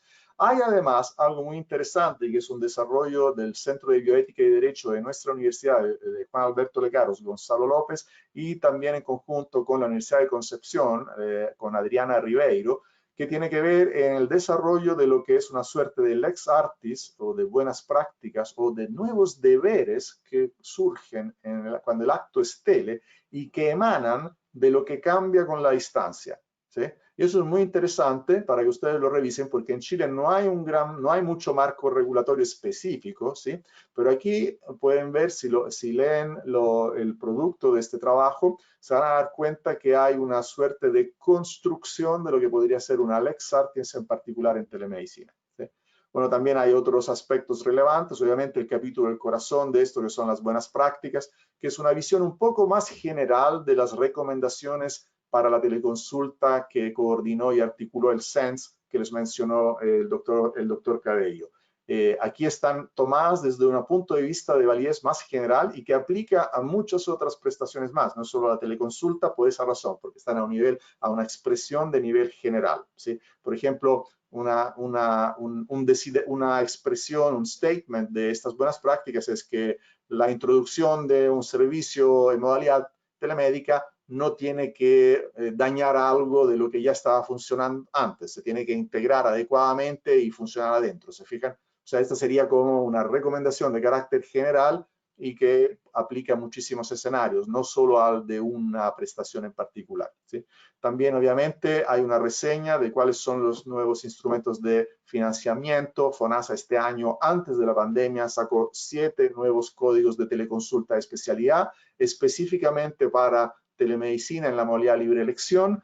Aparte de eso, hay un código en la modalidad de atención institucional, y ahí van a ver varias cosas más. Y finalmente, bueno, hay también insumos para la formación, que es parte de lo que nos interesa a nosotros, y es parte de nuestro rubro, obviamente, porque lo interesante de la telemedicina es que en sí mismo este acto a la distancia puede llevar facilidad de que puedan participar más, incluso observadores, ¿se fijan? Y esa ya es una instancia de aprendizaje experiencial, ¿se fijan? Y eso un poco nos lleva a repensar también muchos de los ámbitos, no solo de la formación, por así decir, virtual, sino que también de las cosas súper experienciales, por así decir, mucho más cercanas a la realidad.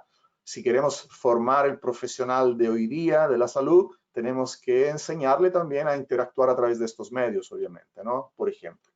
Así que bueno, eso es. Si a ustedes les interesa recibir los lineamientos, con esto estoy terminando, disculpen, vuelvo atrás con la lámina, pueden escanear el QR de esto para inscribirse a la newsletter, porque apenas los tengamos publicados, les vamos a mandar a través de la newsletter un aviso para que puedan bajar los lineamientos. Este es el sitio web del proyecto y si escanean este QR y llenan con sus datos, van a quedar inscritos en esta newsletter y van a ir recibiendo las actualizaciones y también los avisos de eventos que vamos a hacer a lo largo del mes de noviembre de difusión de estos fundamentos para los lineamientos de la telesalud. También solo contarles así al margen que muchos de estos temas nosotros los discutimos en el Foro Salud Digital, donde hay una comunidad de aproximadamente 900 profesionales y personas interesadas en la materia, donde se discuten muchos de estos temas y donde además se ponen preguntas cuando hay dudas, ¿sí? Así que esto es, habría terminado, no sé si creo que me pasé un poco del tiempo. No, está perfecto, Mauricio. Realmente muy, muy bien con los tiempos y también con el contenido y la calidad de presentación que nos acabas de hacer, que sin duda alguna sigue justamente la línea de lo que nos presentaban anteriormente los otros expositores, ¿cierto? Y también agradecerte, ¿no?, esta antesala que nos hiciste sobre los lineamientos para el desarrollo de telemedicina y telesalud en Chile, que creo, desde lo que nos mostraste, ¿no?, nos va a venir a un poco enmarcar, ¿no?, los ámbitos en los cuales nos estamos moviendo respecto a telemedicina y telesalud, y para justamente poder también avanzar en esta en esta rama, por decir así, que claramente va ganando más auge, pero que también venía desde hace un tiempo atrás, ¿no? Como lo presentaste tú en este gráfico y que trataste de plasmar de cómo viste la evolución de la telemedicina y de la salud en Chile. Así que agradecerte, Mauricio, en ese sentido y hacerte una pregunta que justamente nos llegó de la audiencia, que hace referencia a ¿qué problemas frecuentes ha detectado la implementación de diferentes estrategias de telemedicina en esta época donde todos decimos hacer telemedicina? ¿Y qué recomendaciones prácticas nos podrías dar al respecto? Bueno, en primer lugar, bueno, gracias por la pregunta. Hola Pía. En primer lugar, hay que tener presente, porque muchas veces no está claro, que los desafíos de la telesalud, ¿no?, de la telemedicina, son sobre todo organizacionales, más que tecnológicos, ¿sí? Mira, yo aquí les doy una lámina, a ver si se puede ver los... ¿No tienes los anexos? No, no me dejaste los anexos. Sí, Ahí ahí están viene. los anexos. Ya miren, estos, aquí los anexos, ¿sí? Cuando uno implementa o quiere hacer algo en telesalud, tiene que preocuparse de un montón de ámbitos, ¿no? Y de barreras que podrían darse en distintos niveles, en distintos grupos, y a veces por buenas razones y a veces no por buenas razones. Pero el desafío ya está claro que no es tanto tecnológico cuanto organizacional, ¿no? Hay que repensar la forma de hacer las cosas, hay que llegar a consensos, hay que asegurar la calidad, hay que preocuparse, digamos, de que haya una aceptación de los pacientes, pero también de los profesionales de la salud, y que sientan que no están haciendo algo que es temerario, ¿me entiendes? Pero hay muchos otros desafíos, el tema legal, cuál es el marco de responsabilidad, dónde empieza y termina la responsabilidad de los que participan en un acto telemédico, ¿no? Además, obviamente, de factores habilitantes que tienen que haber, sin los cuales no puede haber telemedicina. Por ejemplo, si no hay telecomunicaciones, olvidémonos de la telemedicina, obviamente, ¿no? Por eso es un factor habilitante esencial. Así que yo en mi experiencia, digamos, porque según el contexto pueden haber dificultades y obstáculos a varios niveles, pero el número uno tiene que ver con la aceptación y uso, ¿no? Y el temor al cambio también de las personas. Pero ahí puedes ver varios, digamos, está en todas las líneas, ¿ah? Está el tema del financiamiento, está el tema de los protocolos, está, no sé, si quieren ahondar en alguno, les puedo hacer algún ejemplo en algún ámbito, pero eso es muy amplio y es parte del desafío organizacional. Totalmente, buenísimo. Y siguiendo la línea de la mirada de lo que es el ámbito público y el ámbito privado, una de las preguntas que nos hacen es, ¿qué diferencia podríamos esperar de la telemedicina en instituciones públicas y privadas? ¿Necesariamente deberían ser diferentes o deberíamos tener un sistema integrado? ¿Cuál es tu opinión ahí, Mauricio? Bueno, en primer lugar, lo que seguramente debiéramos tener integrado, ¿no?, es la historia clínica del paciente para que donde quiera que sea que uno se atienda en su momento de vida, donde esté viajando, ojalá la información obviamente le siga, ¿sí? Porque sabemos que si tenemos una historia clínica podemos hacer un trabajo mucho mejor, ¿no? Así que por un lado, más que la integración del sistema en cuanto tal, en primer lugar, que la información se integre, ¿sí? Eso sería con el sistema que sea, pero ojalá se integre. Cada país ha tenido diferentes maneras, ¿no? Y ahí no voy a entrar en el ámbito sobre todo tecnológico de eso, pero eso obviamente también tiene que ver con el llamado desafío de la interoperabilidad de la información en salud, que es la capacidad que tienen los sistemas de información de intercambiar información preservando su significado, ¿sí? De tal forma que se entienda qué es lo que viene ahí y se puedan tomar acciones sobre eso. Público-privado. Los lineamientos que van a salir, ¿sí?, apuntan tanto al público como al privado. Son un piso para todos. ¿Por qué? Queremos que se usen los mismos términos tanto en el público que en el privado, para que hablemos todos de peras y de manzanas y sepamos que cuando decimos pera es pera y cuando decimos manzana es manzana. Segundo, el estándar de calidad, ¿no? El estándar de cuidado debería ser el mismo, ¿no? Entonces ahí también esas recomendaciones valen para el público y para el privado. Obviamente que dependiendo de qué público y qué privado puede variar muchísimo los recursos disponibles, evidentemente, ¿no? Aquí acabamos de escuchar que el doctor Cabello nos dice en el Van Buren algunas cosas no las tienen, ¿no es cierto? ¿Sí? Yo entiendo, por ejemplo, que es probable que el ministerio habilite o promueva o entregue próximamente una plataforma para hacer teleconsulta, ¿sí?, a todos, ¿sí? Todo el sector público. Así que es probable que dentro de muy poco muchas de estas herramientas también van a estar disponibles de manera amplia en el sector público. Eso es muy bueno, ¿sí?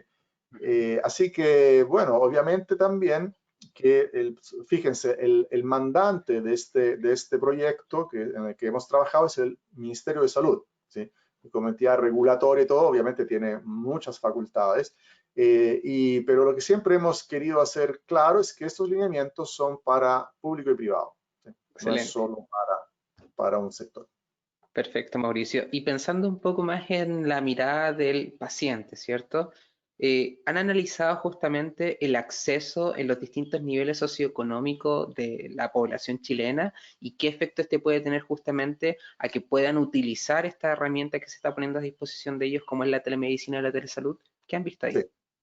Muy bien, muy buena pregunta. Bueno, por un lado está el tema de la aceptación sociocultural y por otro lado también está el tema de si el paciente tiene los medios y también llamemos las competencias digitales, por decir, la alfabetización digital necesaria, ¿no? Sabemos que eso puede variar mucho, ¿sí? Yo solo para hacer un ejemplo, digamos, que de lo sorprendente que puede ser la realidad, digamos, que supera incluso el mejor planificador.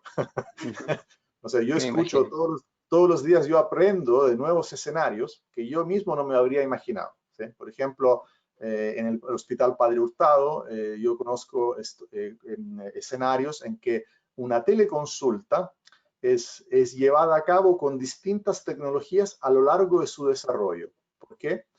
Porque, por ejemplo, la primera parte de la teleconsulta, que es la anamnesis, en muchas situaciones se hace por teléfono, no por video. ¿Por qué? Porque el paciente no tiene un gran plan datos, ¿sí? Exacto. Y solo después de haber terminado la anamnesis próxima y remota, que es una conversación como esta que estamos teniendo nosotros, pero sin necesidad de verse, ahí se pasa a la video, para no gastar, ¿se fijan? Entonces eso te da una idea, obviamente, que claro, las telecomunicaciones son un habilitante, la población que no tuviera acceso a suficiente banda, obviamente se va a ver limitada o va a tener problemas para acceder, ¿no? Y bueno, aquí hemos visto un escenario donde se trata de conciliar inteligentemente más de una tecnología para acercarse al paciente. Exacto. Buenísimo, excelente, excelente comentarios, Mauricio. Agradecerte en ese sentido. Pía, no sé si tú tienes alguna pregunta, algún comentario para Mauricio.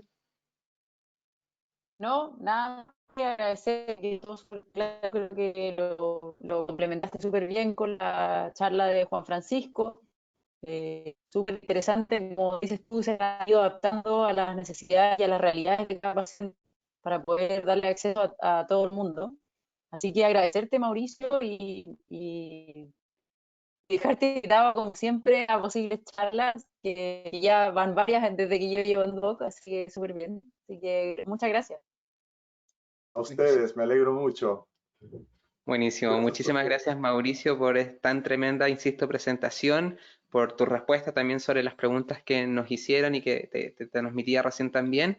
Y nuevamente, como les decía a todos los asistentes, invitarlos a seguir participando. Ya mañana es el último día, aprovechar lo que viene mañana también, porque siguen estando con nosotros speakers de talla internacional como justamente Mauricio, Juan Francisco y bueno, y todos los que nos han acompañado. Así que eso, muchísimas gracias, Mauricio, y también desearte una excelente tarde. Muchas gracias, chao. Gracias, Mauricio. Hasta luego, que estén muy bien. Chao, chao. Chao.